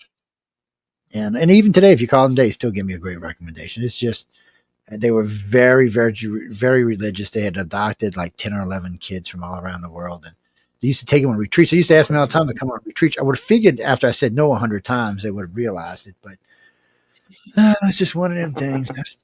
I should have sued him. I could have retired, but it was my own dumb fault for saying something like that. And I knew they were Christian, so I should have watched what I was saying. But it is true; he could have been an astronaut. We act like that we always act like he was this, that, or the other thing, but we don't really know. And from the amount of descriptions of the weird stuff flying around the skies back then, you got to wonder. Plus, if you go in from the Middle Ages, there's like 500 years worth of artwork with Mary in it and UFOs. It's amazing how many pictures with her in it that there's UFOs in it. And there's some big famous. Yeah, that's no, true. there's one in the Vatican takes up half a wall. It's got two UFOs in it. Exactly. I know exactly what you're talking about. It's crazy, and that's another reason I tell people to start. It makes you wonder. It's well, it could have been that maybe the aliens knew he was coming. And maybe if they believe in Jesus, in religion, they knew he's coming. But who knows for sure? I'll tell you this: I had met Father Monsignor Balducci, actually, in Washington D.C. Paola Harris introduced me to him, and we were doing a lecture out there. This was I think it was the 8th X conference, and he was going to sit at my table. I said, fine. Well, he didn't speak any English, not zero English. So when he did his lecture, she had to translate for him. So I had already set up because I knew he was going to be at my table. So I said, we'll just talk when we get to the table. We get to the table, we start talking, and Phil was translating. I was asking question after question after question after question. And I asked him something about how does the Vatican deal with God and extraterrestrials? He goes, oh, no, Mr. Joe. They're far more advanced, far closer to God than we are. Okay. That tossed me for a loop. I didn't even know what to say. I mean, this is a Monsignor telling me this. Yeah, I was kind of like, oh. And I said, Paul, can he ask him to repeat it? And he said it again. He said, no, spiritually, he said they're in a much higher evolution than we are. They've been around much longer than we have, and they've been aware of God for a much longer period of time than we had. It said, as far as we know, Jesus may have went there first before he came here. And I was like, well, I never even thought of stuff like that. I was kind of like, well, you just screwed me all up. And so I asked him some more questions, and he said the Vatican's been aware of extraterrestrials since they were founded, even before they were officially founded. He said that, they've been collecting evidence and other stuff. He said, I guarantee at least 2 of the honeycombs is full of stuff that you would consider extraterrestrial. And not just that, he said they may even house 1 or 2 beings there. And I was like, okay. And so I talked to him for a while, and he kept giving me these earth-shaking pieces of information. I was like, damn. And he said, other people in the Vatican know this. I said, really? And he gave me a list of names. First one I got hold to was the Vatican's astronomer. And I asked him about it. He said, oh, no, Monsignor is telling you the truth. He said, no, we've been knowing they're here. And he said, they're definitely on a much higher spiritual level than we are. He said, they're a united world with a united religion. And he just went on and on and on. I was like, and then I met the other guy that took over after him. He said the same thing. So then I was doing a different kind of research. I was looking for some of the oldest Bibles in the world for a different project I was working on. And I had asked, I pulled some serious strings. I got some good friends in different places. I said, I know the Vatican has this one. It was, I think, 800 AD. It was a codex that was changed into a Bible. So I asked if I could get permission to go see it. It was in Catacomb 2. And I didn't get any answer. And I started pushing. Then I called a friend of mine at the St. Louis Cathedral who was a bishop and asked him, could you put in a good word for him? He did, and they invited me. So I get there. I go in. We go down there. We walk past stuff that I have never seen in my entire life. I'm not kidding you, religious artifacts, all kind of stuff. He said, just ignore it. He said, it'd take too long to explain to you all what all that was. I was like, what? He said, trust me, Joe, it would take too long. So we're sitting there, I'm looking at this Bible, which was in, I think it was in Latin, actually. I'm pretty sure it was Latin. And they got a little stick with a little thing, a little cloth on the end of it. That's what they use to turn the pages. He's got white gloves on. And they got a little stick that touches the page and it turns the page. You're not allowed to touch with your fingers at all. I imagine. Yeah. I mean, I'm watching. He's going through. So he finally gets to where I'm looking at. I get the information. I went to a couple pictures. And I said, man. So while I'm here, I said, do we have anything UFO related I could look at? He started laughing. I said, alien related is what I said. And he goes, why? And I said, well, I had talked to, and I gave him a list of people I had talked to. He said, oh, I know who you want to talk to. So he comes up and he introduced me to this cardinal, and him and I sit down. He's an Italian cardinal. He speaks really good English, though. We're talking. I told him what I knew. He said, well, I'm going to tell you this. It's absolutely true that they are a higher spiritual level than we are. He said that we have had popes that have met with representatives theirs over the years. I'm like, excuse me. And where was this at? Why aren't we talking about this? And the best part was he said, when we're through with this conversation, if you talk about this in public, I'm going to deny it utterly and completely. Well, the only reason I'm talking about it now, he's passed away since then. So he can't deny it. Unless he comes back and then it really works. But so he said, well, I'll tell you what, let me take you downstairs. And we go down and we walk. I mean, it felt like we walked for like 30 minutes. We get in this old rankety, dark ass catacomb, smells like the dang thing's 2,000, 3,000 years old. It actually looks like one of them places you'd have seen in France where they used to bury people underground. That's what it looked like. And we walk up to this, we walk up to this inlet, and there's what looks to be a coffin made out of this shiny. I thought it was silver at first. And he said, no, he said, I don't know what it's made of. Nobody knows what it's made of. He said, we've tried to have it analyzed. Nobody knows what it's made of. She said, try to touch it. He said, I said, what do you mean? He said, try to touch it. So I reached out. It would push back. So when you try to put your fingers to touch it, it would actually push back. I was like, what the hell is it? He said, this thing has been here since before the Vatican. He said, in this spot, he said, this is where we found. He said, and then one of the times he said, I forgot what Pope it was, like the 7th or 8th Pope, actually had managed to somehow communicate. And because you can talk to, well, they sent somebody. They still left the damn thing there, but they told him what it was. He said it was a holder of wasn't so much an alien. It was a type of equipment they used. So the Greys, when they died, first of Greys have unlimited lifespan. As far as I know, they're total immortals, but they can die because they are still physical beings. But when they die, their consciousness can be uploaded to a new body. Something our government, by the way, not just our government, other companies are working on right now in our own world. They can just upload their mind to a new consciousness. They call them husk bodies because they're not clones. There's no clone degradation there. They're using different pieces of DNA and just creating new bodies, basically. So they're not doing any kind of cloning. You're basically a new body. Every time you get uploaded, you get a new body, and that's just the way they work. And it seems to work for all of them. And it seems like the reptilians and humans have actually got it as well. And I remember in the early days, we used to get these people who would write to us about seeing rows and rows and rows of tubes with people in them on these ships. I'm like, what the hell could that possibly be for? I mean, this went on for a decade. And finally, I said, you know what? I'm going to get everybody who's seen them. I'm going to give them a question. Next time they get abducted, maybe we'll find out. Because a lot of people, when they would see them, said it looked a lot like them. They would see it. It was like looking at themselves. Sometimes they would look a little younger. Sometimes they'd look a little older. But they always look different. Like the body, the head may have been shaped a little bit different. The body may have been shaped a little different. So what it seemed like is this was going to be for them at one point or another. This was something else. And it doesn't seem like they're going to be here. So we got that far. And then, so while we were doing that, we were working on another project. Why do so many UFOs show up at hospitals, mortuaries, and graveyards? What the hell kind of fascination is that? You know, so we put them out there and started asking questions. They say that the Greys and reptilians and humans can take your consciousness up to 3 days after you die.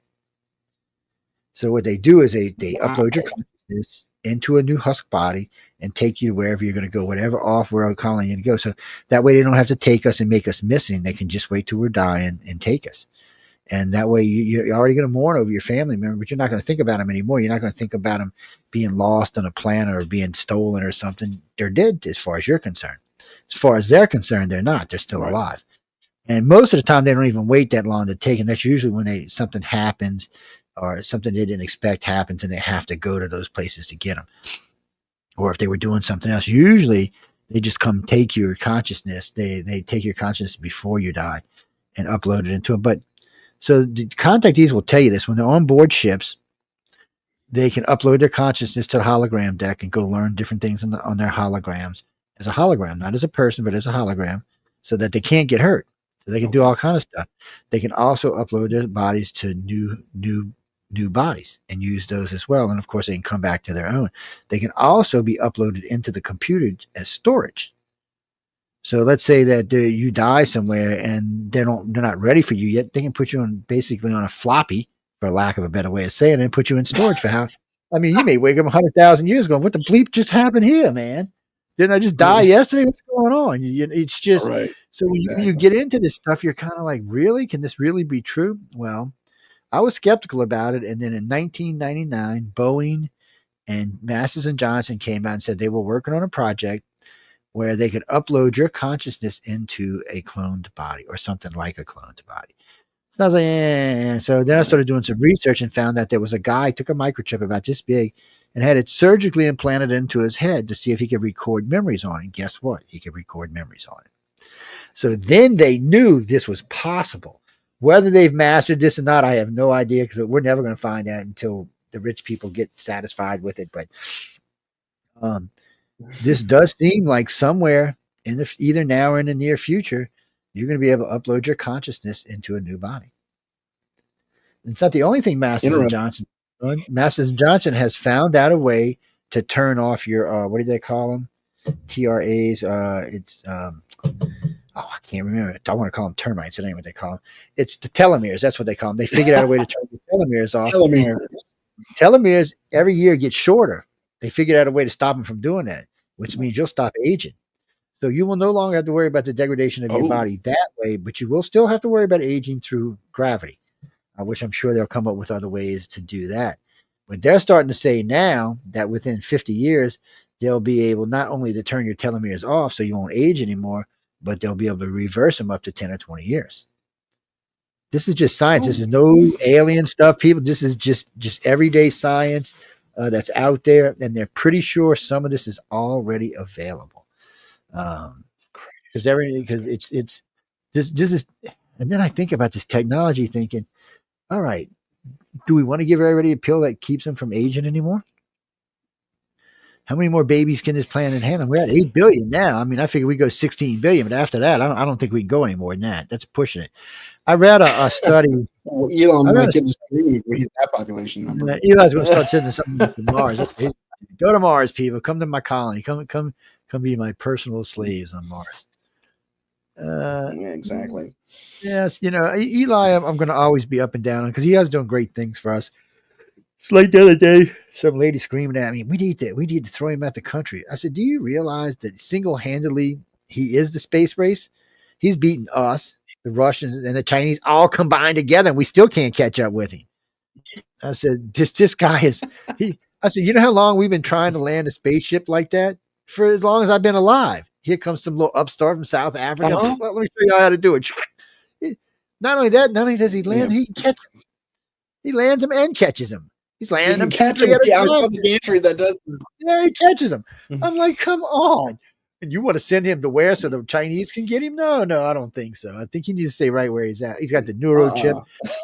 So the neurochip is something that the military is big time interested in. So when I was in the Navy, and this is going back before time, we were thinking about the neurochip back then. And now, so, if you can operate your jet, and by the way, the F-35 and the F-22 can be operated without a joystick. It can be run from your brain only. Yeah. Alpha wave generator on the helmet, right? Yeah. So it can be run. But what they're doing with these chips is much more advanced. They pop this chip in your head, and you're now in control of everything on this plane, everything. There's no thinking. When your brain pops it up, it acts. There's no time between thought and act, because I know people think when you're flying a plane, by the time you think about the time you act, there's no time, but it is. It's a couple of milliseconds, which is enough time to get killed. So if you're fighting against a Russian and you're no longer thinking anymore, you're just reacting, he's never even going to get a chance to get a missile off. You'll be launching missiles before he even thinks you can launch a missile. That's the difference. And now with the F-32 and the F-35, they can kill you without seeing you. So this is a different type of aircraft than we've ever had before. So no, the aliens are not scared of the F-22. They're not scared of any jets we have. It's just they just think our jets are kind of funny, actually. I mean, come on, they went and sat in front of a couple of nuclear and turned off the nuclear weapons, and we were all like, "What?" And the government tried for years to deny it, and then they couldn't deny it anymore. They had to fess up that it happened. Yep. Well, it didn't just happen here, people. It happened in Russia too. Yeah, they just it happened. Just popped up, turned it off. Really, I think Israel. Yeah, it just popped up, turned them off, and then left, and turned them back on. I was like, and left. Yeah. And we don't have that kind of technology. I mean, we are working on EMP to shoot things down, especially since we got drones now. So Navy started working on it about 35 years ago. These EMP things. So So, like, if you're running up to an aircraft carrier now, there's one in the front, one in the back. So, if you're using drones, they're just going to turn them on. Your drone's just going to fall out the sky. Well, trying to put Yeah. shielding on a drone is going to be tough because what makes drones so good is they're That would be lightweight. tough. You know, if you start adding all that weight on there to protect them, the battery life is not going to be that good. So, you're gonna have to think about that. Have you heard about the adaptation of hydrogen batteries for those things? Yeah, For I've drones? heard about that. I've heard of a couple of new things that are coming out that's been interesting because they were talking about hydro batteries for cars, and then they were just Yeah. talking about just running pure hydrogen as fuel. Yeah. In California, you can do it because there's a hydrogen highway in California. So what? And people, before Yeah, you there start is. on, it's not going to be a big bomb on every corner. I remember reading an article when I was in No, school. wrong. Yeah, because Wrong when gas, hydrogen. yeah, I know it's totally wrong. When gasoline first came out and they were building gas stations all over the United States, everybody thought they were going to be big bombs on every gas station was going to be a giant bomb. I've never seen a gas station blow up. No, that's not how it works. I'm sure there's got to be one or two somewhere that did, but movies only. I've just never heard of one happening. So, well, most of them got shut off valves and resistors, and even most people don't even notice, but the gas tankers that pull them up actually have spark arresters on them to keep sparks from starting and causing flames. Exactly. And by the way, I'm gonna give you a little piece of advice from when I used to be in the business. Don't get gas when someone's fueling up tanks. Just don't. Go somewhere else. And I'll tell you why. Because when they shoot the gas in there, it stirs up the bottom of the tank. So if there's any dirt and stuff in the bottom of the tank, it's now floating around with the gas mixture. So you're sucking it into your car. Always give it time to settle before you get old gas guy told me that long time ago. He said, no, don't do that, Joe. Just go somewhere else. He said, it's not good for your car. And I said, really? He said, no. he said, guarantee you there's some trash in the bottom of that tank. And when we start pumping that force in there, it's going to move it around. I'm like, well, I'll keep that in mind. That's from being in the business way back in the day. Yeah, that's a good piece of advice. Yeah, it is. It's I was a supervisor for a company back then. Yeah, where I met a guy who that's another thing just to give y'all how weird my life is. So I was in the Navy and these pilots used to always tell me about these weird things that used to happen. I wasn't into UFOs back then. I was like, these guys are crazy. No UFOs out there. And they go on and on and on, telling me about all this shit they seen, stuff blowing by and tilting the planes over. So I was like, dude, you're in crack. There's none of that going on. And I worked on 4 different carriers. My home base was the Nimitz, but I was on different ones helping out with different things because of my degrees. And it's hard to find somebody with advanced avionics and electronics, even in the Navy. We are very sought after in the service. Yeah, it is. And it's matter of fact, they had to give me a promotion. Well, just real quick story. When I joined Special Forces. I joined in the Navy. And while I was in boot camp, they put me in Special Forces. And I was like, oh, okay. So I was in Special Forces at 18 or 20 months. But while I was in there, I was going to tech school as well for my degrees in electronics and avionics. And while I was there, my captain in charge said, oh, no, you're going to after. I said, what the hell is after? He said, it's advanced avionics electronics. He said, that way you can get your bachelor's when you get out the Navy. I was like, oh, okay, cool. So I went and took all those courses. So anyway, I'm on a Nimitz waiting to be deployed somewhere because of Special Forces. So they made me a plane captain. Plane captain. If you ever see the guy out there doing this and launching the jets, that was my job. I was on the flight deck all day long, and I used to love it. It was a great job. Scary as hell, fun as hell, dangerous as hell, but it was a great job. And I was in charge of the whole. Even the pilots had to listen to me. If you were on that deck, doesn't matter where you were, even if it's a captain came down, he had to listen to me. If you were on that deck, belonged to me. Or any plane captain that was working that deck belonged to them. You don't mess with them. They'll have your ass tossed off the side of the ship. So you just listen to what you're told. I loved it. It was a great job. So I still remember this. Yeah. I was out there one afternoon, and one of the jets, we were getting ready to launch it, and I noticed his he was A6 intruder. One of his missile pods didn't look right, so I walked over, and none of the electronics was hooked up. So I sat there and hooked it up in about 5 minutes and launched the jet. And I remember the number one came down. He said, "What were you doing?" I said, "I was fixing the electronic pod." I said, "Because," he said, "You fixed that whole electronic pod in 5 minutes." I said, "Dude, it's child's play." He said, "Well, I got something in the tower. I want you to take a look at." It's like, okay. Which, by the way, I was enlisted at the time. I was an E4, and you're not supposed to go on it. You have to be an officer. He said, "We're going to make an exception. I want you to look at it." He said, "I have had all kind of. We've even flown in experts from different places, Norfolk and all over, to fix this problem." He said, "I want to see if you can fix it. Problem with the radar system." I went in and looked around, opened the side, said, "Is the radar off? Because I don't want to open the side and kill me and everybody else that's in here." And because it would allow, radar to come out at the reflector thing. So I get in there, I open it up, and I'm talking to the other guy. He said, "Why are you talking to me? I asked you to fix it." I said, "It's fixed." He's like, "What do you mean it's fixed?" I said, "Yeah, it's just screwing it back together." He said, "No way, Joe." He said, "You know how many people looked at this?" He said, "I'm not kidding you. At least 20 people have looked at this. There's no way you fixed it." I said, "Let's find out." I looked over. I said, "What's your name?" He said, "Harold." I said, "Harold, flip it on. Let me see what's going on." Flipped on, the whole board lit up. All it showed everything around us because this is one of their main tracking systems. He looked at me. He said, "You're being promoted to lieutenant." He said, "I'm going to talk to the captain today about it." He said, "You're no longer going to be on a flight line." He said, "You're going to be in charge of electronics on this ship." He said, "I'm getting you a new security clearance so you can work here and in the reactor room." And old Salty is what they called it. I had to get a class 10 security clearance. They talked to everybody and my freaking step people.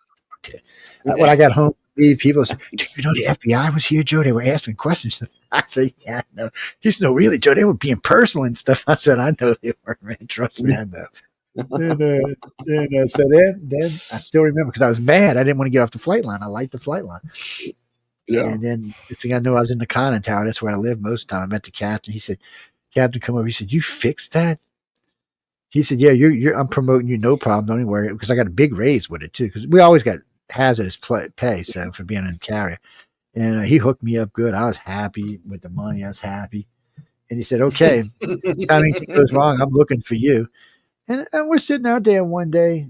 Everything in the carrier's working great. I trained these 3 other guys. We had a real good crew running now. So this is a weird story, but when the Navy, when we have tenders that come alongside to refuel and bring us jet fuel and bring us other food, because I mean we got nuclear power, so we don't have to worry about that. So I'm sitting out there one day, say, "Oh, I need you to go over there and fix this on this ship for them. They can't get it fixed." So I'm thinking I'm going over to tender. I look down, there's a submarine nestled in between us. Couldn't see him from above, man. His nuclear carrier sub just parked in there. This is one of the ones carrying nuclear ballistic missiles. I was like, "And you want me to do what?" He said, "You get down there and talk to the captain." So they bring me in this side door in the carrier, go across this thing, climb down this little hosey ladder looking thing. He's scared you're going to die on. Get in the thing, get in the tower, and get in the sub. And he's like, "Why here? You're the guy." I'm like, "What are you talking about?" He said, "Come here, I want to show you something." They blew out a whole electronic section doing war games because somebody hit him with some kind of weird thing, blew out the whole section. He said, "Oh, it must have been a UFO." I was like, "What?" Just started laughing. So I go over there and work on it. I said, "You got 2 guys I could use to get stuff for me and retrieve stuff." And he said, "Yeah, sure." So an hour later, I'm going back to the ship. He said, "Oh, when you coming back?" I said, "I'm done." He said, "What do you mean you're done?" I said, "I'm done." He said, "No." He said, "Well, you're staying right here." He said, "I'm calling your captain right now." He said, "I calls the captain." He said, "You're staying right here until we take this ship out. I'll bring you back." Actually, they had a helicopter come get me, but so we dive, we go off. I'm sitting there. He wouldn't even let me off the conning tower. We're cruising along. He turns on all of his systems. He starts tracking stuff. He goes because we were with the fleet. He's tracking everything. It's marking. It's telling what it was, telling speeds. He said, "You want to transfer?" I said, "Dude, I want to be on a submarine. I'm sorry." I said, "I hear y'all eat good. And y'all pay good. I don't want to be in a submarine." They said, "At least in a carrier, I can go sit in the front and watch the planes land and shit." Right. He said, "Look, I'll get you promoted to lieutenant commander." He said, "You'll get a big raise." He said, "You'll have lots of power." He said, "One day you could even make captain a lot faster." Like, no. I said, "I don't plan on being in the Navy all that time to start off with." So I didn't join to be a lifer, my friend. And he tried everything. He called me. Thanks for While I was there, that, sir. he was on the phone with my captain saying, "And what do I need to give you to keep him?" He said, "You're not getting out." They were so upset when I left to get out. They offered me all kind of re-up bonus and all kind of stuff to stay. I said, "Guys, I didn't come here for that." I said, "I came for the free education and to learn a bunch of stuff," which I did, and go home. And after it was like 5 years, I was like, I'm ready to go. And he's like, "Well, you ever want to come back? You let me know."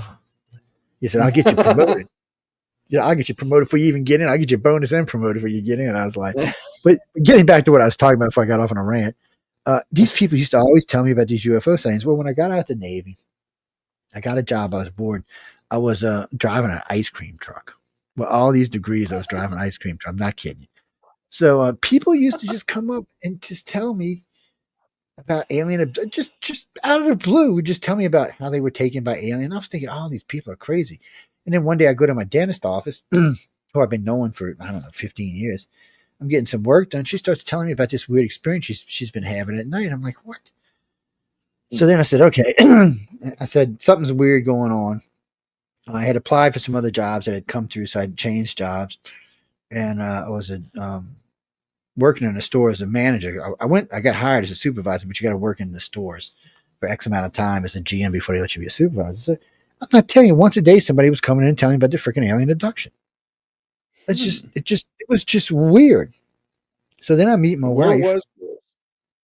This was in Louisiana, in New Orleans of all places.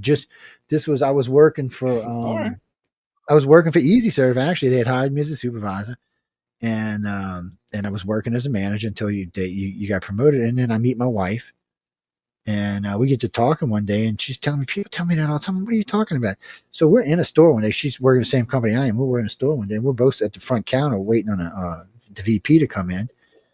And this woman comes up and just starts telling us about how she was taken by aliens and how this, that, and the other thing. So by this time, between the people I'd met in the stores and personal friends of mine who had told me this had happened to them and coworkers and stuff, I'm thinking, okay, this must be some kind of disease going on, some kind of weird, something that's causing people to see these weird anomalies and stuff. So I started doing investigation. And at the time, I really thought these people were Fruit Loops.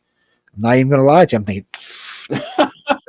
no doubt, man. So the problem is, the more research I did, the more questions I had. By 5 years into it, I was working with Walt Andrews at the time, and he really took a big liking to myself and my wife, and we were research experts, actually, for him. Research analyst experts is what they called us. And he's like, Joe, people are just attracted to y'all like magnets. He said, anywhere I send y'all, anywhere to go, somebody's got to come up and tell you that they've been. So I'm like, well, I don't know, because even today, just the other day, just before it started snowing down here, I was at the local grocery store stocking up, and I'm talking to this lady, and she starts telling me about her alien abduction. Now, in all fairness, she's probably seen me on Ancient Aliens or heard me on Coast to Coast or something like that. But still, she just starts telling me. She don't recognize she knows me or anything like that. She just starts telling me, yeah, I see these weird lights at night, and then all of a sudden my clock's not right. Sometimes I got extra time. Sometimes I got missing time. She said, I don't know what to think about this. And she goes off into it. And I said, well, look, go to iCarClock.net, write me, and I'll get an investigator to get in touch with you. But it's just so weird. It's like when we lost 11 days. We weren't going on, and we had no plans of doing any kind of research. We decided we'd been working our asses off. Really working a lot. We were putting in 12, 14 hours a day, 7 days a week. So we took off 2 weeks. And 12 of those days we planned on spending in Gulf Breeze, Florida, or Navarre Beach, Florida. We get in the car, we drive down there. First day we check into the Dunes Hotel. Who's there? Unsolved Mysteries. I'm like, what are y'all doing here? The guy's like, oh, we're going to look at this UFO tonight. I'm like, what? I'm like, yeah, this UFO tonight. So I said, all right. So I said, we're here. We might as well go. We get out on the fishing bridge we're sitting there, and there's 500-600 people, and the police chief's there, the mayor's there. Hell, the lieutenant governor was there. There's all kind of people there, and everybody's got cameras with them. So this is really kind of before the cell phone we have today. This is more the pager and the big cell phone that was in your car, but everybody's got a camera on them.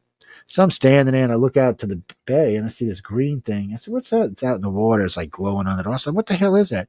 So other people were watching, and it's cruising. It lines itself up with the channel, so it could go under the bridge. So it comes by, it gets close to where we were by the fishing bridge. It goes under the dual bridges, the new car bridges they had just built. Went under those two, went out under the railroad trestle and stopped. And then it just lifted out the water like this. And as it lifted out the water, there was it was stuff running off the sides, which I thought it water at first, but then you notice it was like golden globs of something just dropping off into the water and disappearing. Everyone's seen it. So people out there snapping pictures. Nobody got any pictures, by the way. Some with a UFO, if it's closer than a quarter mile, you're not getting a picture. It does something to the camera. It makes, like when one time I had a digital watch on, it made it run backwards. My Chronic watch, it made all the dials go in different directions. It was just weird. I don't know if it's intentional or if it's just something to do with the drive systems. I've taken pictures up to a mile away and they'll be kind of blurry. But after that, we got one picture that we took of this one in the desert. It was about 2.5 miles. Now that picture came out pretty good. And you could see what got our attention was you seen something off in the distance and you seen dirt going up and down between it and the ground. Something, maybe it's a big helicopter. And the closer it got, I know what you mean. yeah. So the closer it got, the more you realize it was not a plane. It was not a helicopter. It was too low. And the area of dirt that was being kicked up and down was like a half a mile. So I was like, I don't know what this. So we got a couple of pictures, and then we started to notice it was coming closer to us.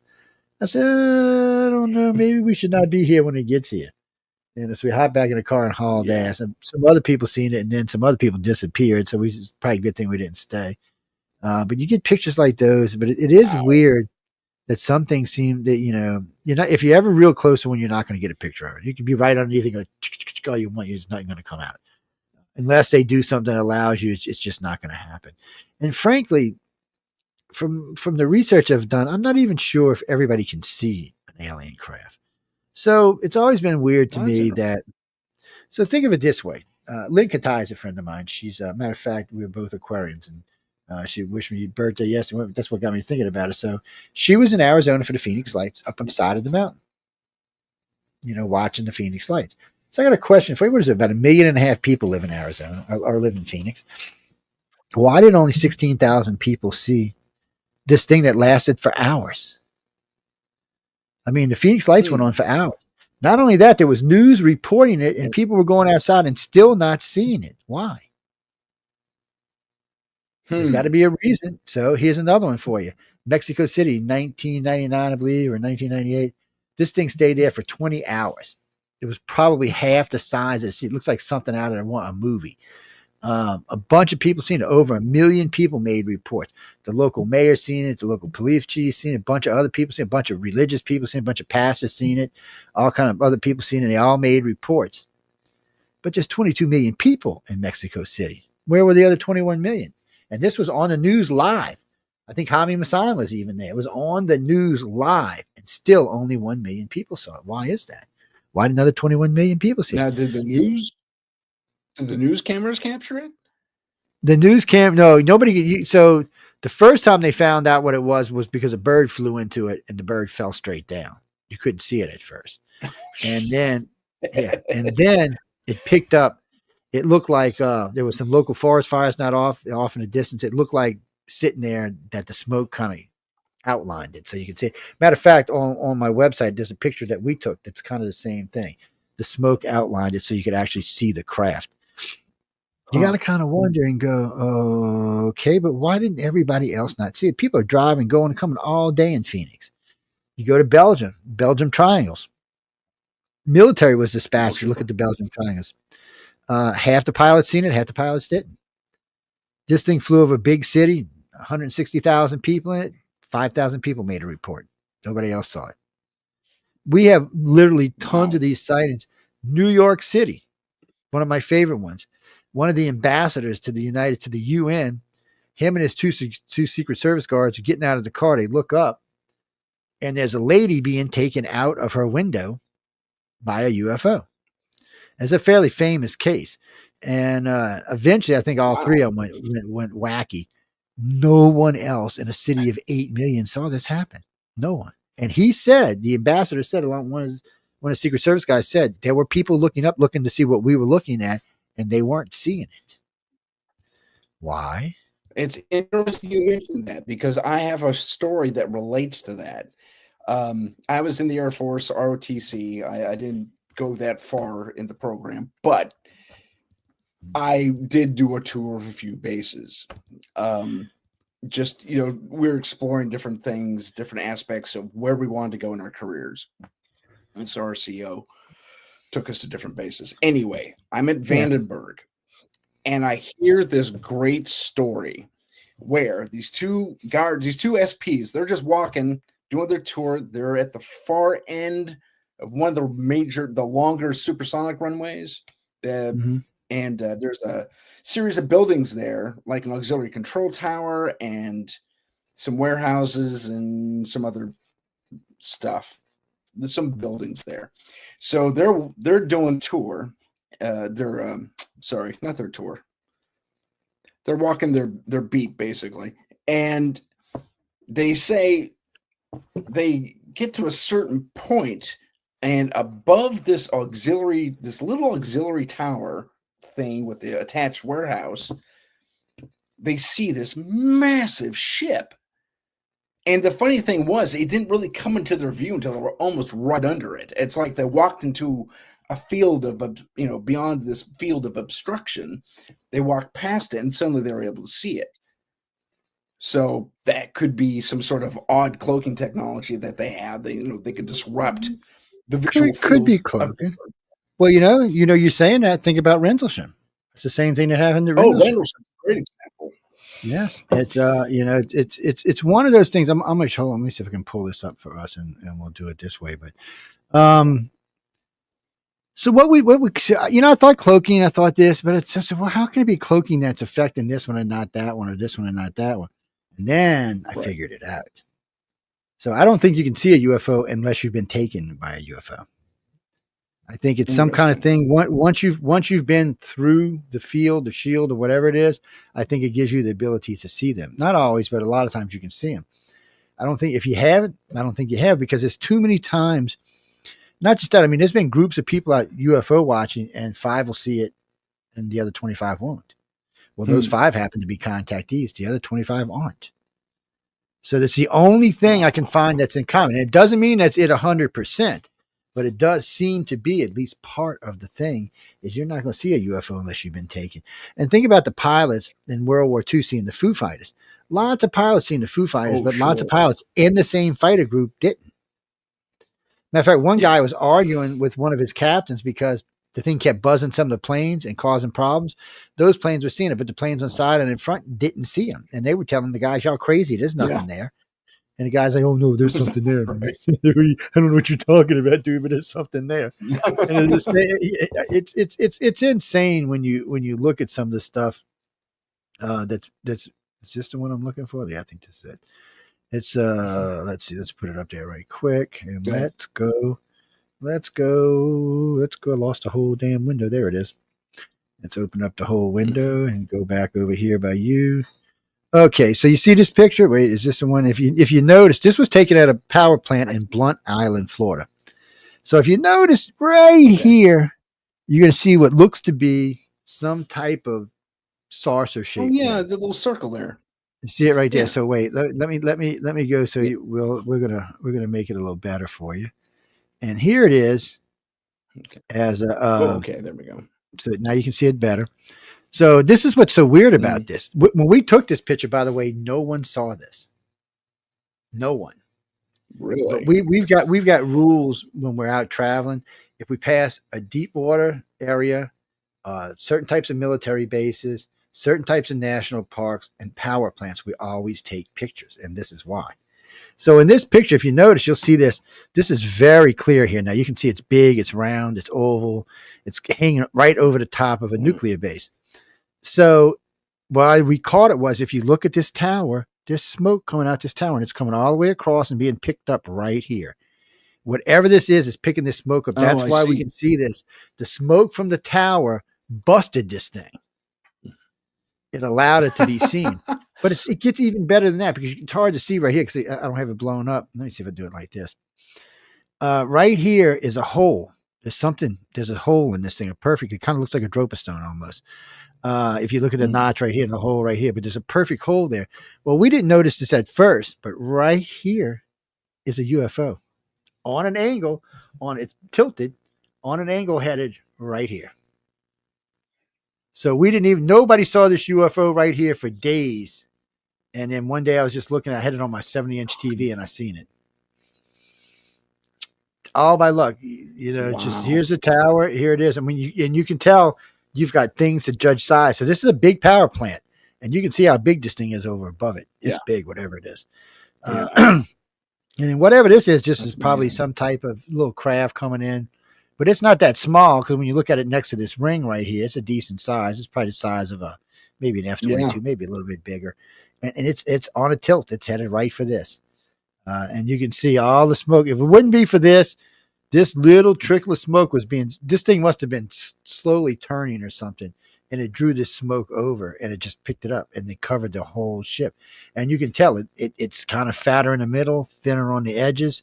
And there's a perfect little circle right smack in the middle of it. That was taken on, I see it. Yeah, it was taken on, what was it? March of 2004 with a Canon A60, one of the very first digital cameras, people. Little Marsh Island in Florida. It's they call it Blunt Island is what they actually call it. But so, I mean, things like these, and this thing was probably there for hours. No one saw it. We just got lucky and got it on the. Now, did you actually capture it rotating as it was? Well, it was single. It was a hold on. Let me see if I can show you. It was just a regular camera. It wasn't a cam camera, but let me see. Let me out of here, thing. Let me shrink this damn screen. I'm gonna shut this thing down. Pop over here, right here, right. Quick grab this one. And that's not gonna let me do it on this one for some reason. Usually I can blow it up, but it ain't gonna let me do it here. But when you scroll back up here, you know, you're looking at this as just a normal power plant. So you're looking. You can barely see any smoke coming out of this, and you can barely see this thing over here. And you couldn't see it with the naked eye before it was captured by the photo, but you can look at it. I mean, this is a power unit right here. This is about half the size of this thing. Okay. So this thing is huge. Whatever. Okay. You know. So I mean, it's not. And when you look at the top of the building. When you look at this building in size, it's at least from this side of the building all the way over to here, from here, and God knows how far it goes back. So it's big. It's not something that's little. Now, is it a ship? Is it a portal? So I'm not 100% convinced that this is actually a spacecraft. It might be a portal of some kind. We do know that there's been portals seen around in the skies that allow planes to move, ships to move, because one of the biggest problems with UFOs has always been the same thing. You don't see a UFO just streaking across the sky most of the time. Most of the time, when people describe a UFO, it's there and then it's gone. It's there, then it's gone, like it blinked in and out. Not so much that it went, whoosh, it's more that it blinked in and out. It's strange. Let me see on this one. Let me see if it's on here. I don't know if it's on this picture. Now, see, that's something streaking right there at a level plane. I'm not even sure what the hell that is. You can see there's a little bubble in the middle of it. Weird stuff like this. This thing right here is actually a saucer landing at Eglin Air Force Base. It's actually on video. These are still pictures, but that's actually on. I went through video. That makes sense. It would be there too. That's Air Force Special Forces training there. Yes, Eglin Air Force is where all the non-nuclear weapons are tested. They test every weapon in this country except for nuclear weapons. They test everything. It doesn't matter if it's Air Force, Marines, Navy. It's all tested there. But we got this. This is on Navarre Beach, on Eglin Air Force Base when we recorded this, and you can see it's on a camcorder. Now this is also Eglin Air Force Base. This little bubble right here. So you can't see it because it's engulfing a radar tower. It looks, they're radar towers, but they look like observatories, but it looks like a little mini observatory, the kinds that the thing opens up and you got a night. That's what this looks like, but it's actually a radar system. It's a low flying radar system. Whatever this bulb, this white thing is engulfing it. And it's actually quite big. I mean, there's a 2-story building underneath it and then the thing on top of it, and it's engulfing the whole damn thing. Wow. I could not tell you today what the hell that was. That was taken with a high speed 35 millimeter. So, it's a good picture. And this is what people say the aliens really look like. So, I mean, there are hundreds of these pictures in the iCar site. We made this originally for one-stop shopping. So you could go through and look at work to see what was real, what wasn't real. Things like these are just that's Ed Walters. That's another Ed Walters. It's just several pictures like that. That's on iCar1.com. We started doing that. Let me turn that off. Let me get this out of here. Stop. We started doing that because we wanted people to be able to look at stuff and to get ideas. So on every page, there's one fake and all the rest of them are real. We do it on every page. And because we want to see if people can tell the difference between a real UFO or a fake UFO. And so we did it that way. And then there's all kind of other stuff on there. The blood type studies on there. Kathleen Maldron and I's discussing on Betty and Barney Hill is on there, which she hates me over, by the way. Well, I was on Coast to Coast. Matter of fact, my very first appearance on Coast to Coast, very first time I ever went, like 20 years ago. And George Norrie had said something to me. I said, well, I rewrote the Betty and Barney Hill story. He said, what? He said, oh, I don't want to hear that, Jason. You're not going to change my mind about Betty and Barney Hill. I said, well, can I tell you? He said, yeah, sure, go ahead. So I went on like this 25-minute rant. And when I'm through, I said, what do you think, George? Well, he didn't even say anything. He was stunned. He was like, no, that you just rewrote the Betty and Barney. No. And I'm like, what's the matter? It's a much better one than what they were originally told, because I did my research. I didn't do like everybody else did. I actually went and did research. So this tells you how ufology field really works. We got a few minutes, so if we run over, I'm the boss. It'll bite me. So when you listen to the Betty and Barney Hill case, if you really pay attention, they're in Canada first. So they're staying at a hotel in Canada. That morning, they went across the street and had breakfast at the place across the street. Now, they can't tell you the name of the hotel they stayed at or the place they had breakfast at, either one. Even though they're sitting watching the hotel from where they're sitting, they still can't tell you the name of the hotel or the place they had breakfast at. So they get in their car, they're leaving, they're coming back to the United States. They stop to ask for direction. This is classic alien abduction 101. Barney describes him as a skinny black guy. Betty describes him as a chunky little white Irish policeman. That ain't even close. I mean, it's not even in the same realm. They're not even the same color or wearing the same clothes. I mean, so when I heard that, I realized the alien abduction happened in Canada. So then I learned more stuff. Well, Barney had a colonel living in his house with him. He was also friends with two other colonels. Now, this is a mailman who's got 3 friends that are colonels. Colonels are one step away from admiral or I should say general. Yeah. So they don't just randomly hang out with anybody. But he knew all 3 of them. And remember, he was invited to the White House to meet the president. This is a black man married to a white woman in the 60s and was invited to the White House to meet the president. That's something in itself.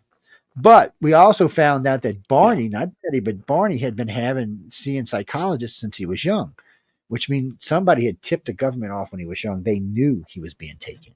So they knew when he was taken in Canada, they were watching. They seen it happen. When he got back in the United States, they picked him up. So when you hear Betty and Barney Hill describe this ship, they say it came over, floated over, some things shot out the back, it hit the car, and the car stopped. Sounds like some type of EMP, but physical. We didn't back then. We probably didn't have the wireless yet. They probably still had to use wired. So they describe a set of stairs opening up and coming down, which I've never heard in a UFO before. It was the first time. Set of stairs opened up, came down. 4 guys in black shoes, black pants, black shirts, and black duck-billed hats walked over, put their arms under each side of them, and walked them back to the craft and walked them into the ship. Okay, I've never heard of any. That's some black ops project. That's always what they wear: is black shoes, black pants, black hats, and black shirts. That's standard ops. I mean, that's just standard. So they get on board the ship. The first thing they say is Back in the day, they had to push swinging doors. Swinging doors. I never heard that before. Pull down maps. Okay. See, this is why Kathleen and I got to rewrite all of this and change what they'd actually said. But I still have the original interviews and some of the original hypnosis tapes. So pull down map on what alien spacecraft is this? Pull down map. You're telling me you start the universe with a pull down map? Oh shit, we're in real trouble. Then she talked about. I'm just saying. Then she said she pulls out a paperback book and a hardback book. Never heard of that before either. Barney, and they didn't take any samples from her. They took fluid samples from Barney with a needle and a razor. They took skin samples, hair samples, and blood samples and fluid samples with needles and a razor. Never heard of that on any alien spacecraft either. None of what happened on this craft have I actually heard on an alien spacecraft. Now, C2C stuff, this sounds just like C2C. So later he talks about seeing 2 humans dressed in these white outfits, which sound like C2C, and the experiments sound like C2C. Also, Travis Walton had the same experience. When he was handed off by the aliens back to the government, he talks about seeing the same things. 2 guys, or 2 people, a guy and a girl, in white outfits doing samples like that. He said they were not aliens, they were humans, and they were not telepathic, they were humans. Same thing with these 2 that Barney and Betty were talking about. They were not aliens, they were humans. They were on board a human craft, probably some kind of dirigible of some kind. I don't know what they had back in the 60s, what we had flying around. I don't want to speculate because I don't know. But the more you get into this case, the more it sounds like the first well-known military abduction. It does not sound like an alien. When you go through it step by step by step by step, it sounds like the alien abduction happened in Canada and the military abduction happened in the United States. And I noticed that Stan Freeman didn't like it. He got really mad at me. He's like, Joe, I was like, dude, I'm telling you, it's what happened. And Kathleen admitted that later on they were military abducted, but that one wasn't. I said, Kathleen, that was the military abduction. That's where it started at. I said they knew, and she was mad more because I said that Betty wasn't a contactee, that Barney was the contactee. Because anytime you heard him describe this, Betty was never having. And then when they were under hypnosis, Barney was the one having the screaming mammy. Man, if you ever listen to them tapes, you have no doubt that he's seen something. Yeah, sure. Yeah. But Barney, not Betty. Betty didn't have any of that. None of that happened to Betty. And then Betty describes her. Isn't she? Yeah, it was pretty calm. Betty describes her dress, and then they had her dress tested 40 years later. That don't count. And then they said things about the circles on the back of the trunk. Well, it sounds like they hit it with some type of magnetic thing that grabbed the trunk, shot a beam down to the trunk, probably electricity or something, and killed the car. And that's what it sounds like. And I mean, that's not alien technology. That is freaking human technology. That's human. It sounds very human. Hey, we are at the end of our 2 hours. Oh, yes, we are. Tell Michelle I said too bad. The writer said just said too bad. She'll be like, you better get out there. Michelle, I know you're not 2 minutes, 2 hours, 30 seconds. Tell her we love you, Michelle. Joe, thanks for being on, man. I really appreciate it. Would you hang out for a few seconds after we depart? All right. Give me a little plug about where we can find your stuff and your shows. Oh man, so I never think about that anymore. That's a shame. So you can catch me on Wednesdays on UFO Undercover, just before Michelle causing all kind of trouble because I like making Michelle crazy. Friday nights on News on the Flip Side. We are through the political season now. There every now and then there may be a little bit of politics, but it's mostly just news and other crazy stuff. Saturday I host the Author's Quill with John Goodwin from Writers of the Future. So we're doing all kind of authors and illustrators, really famous ones at that.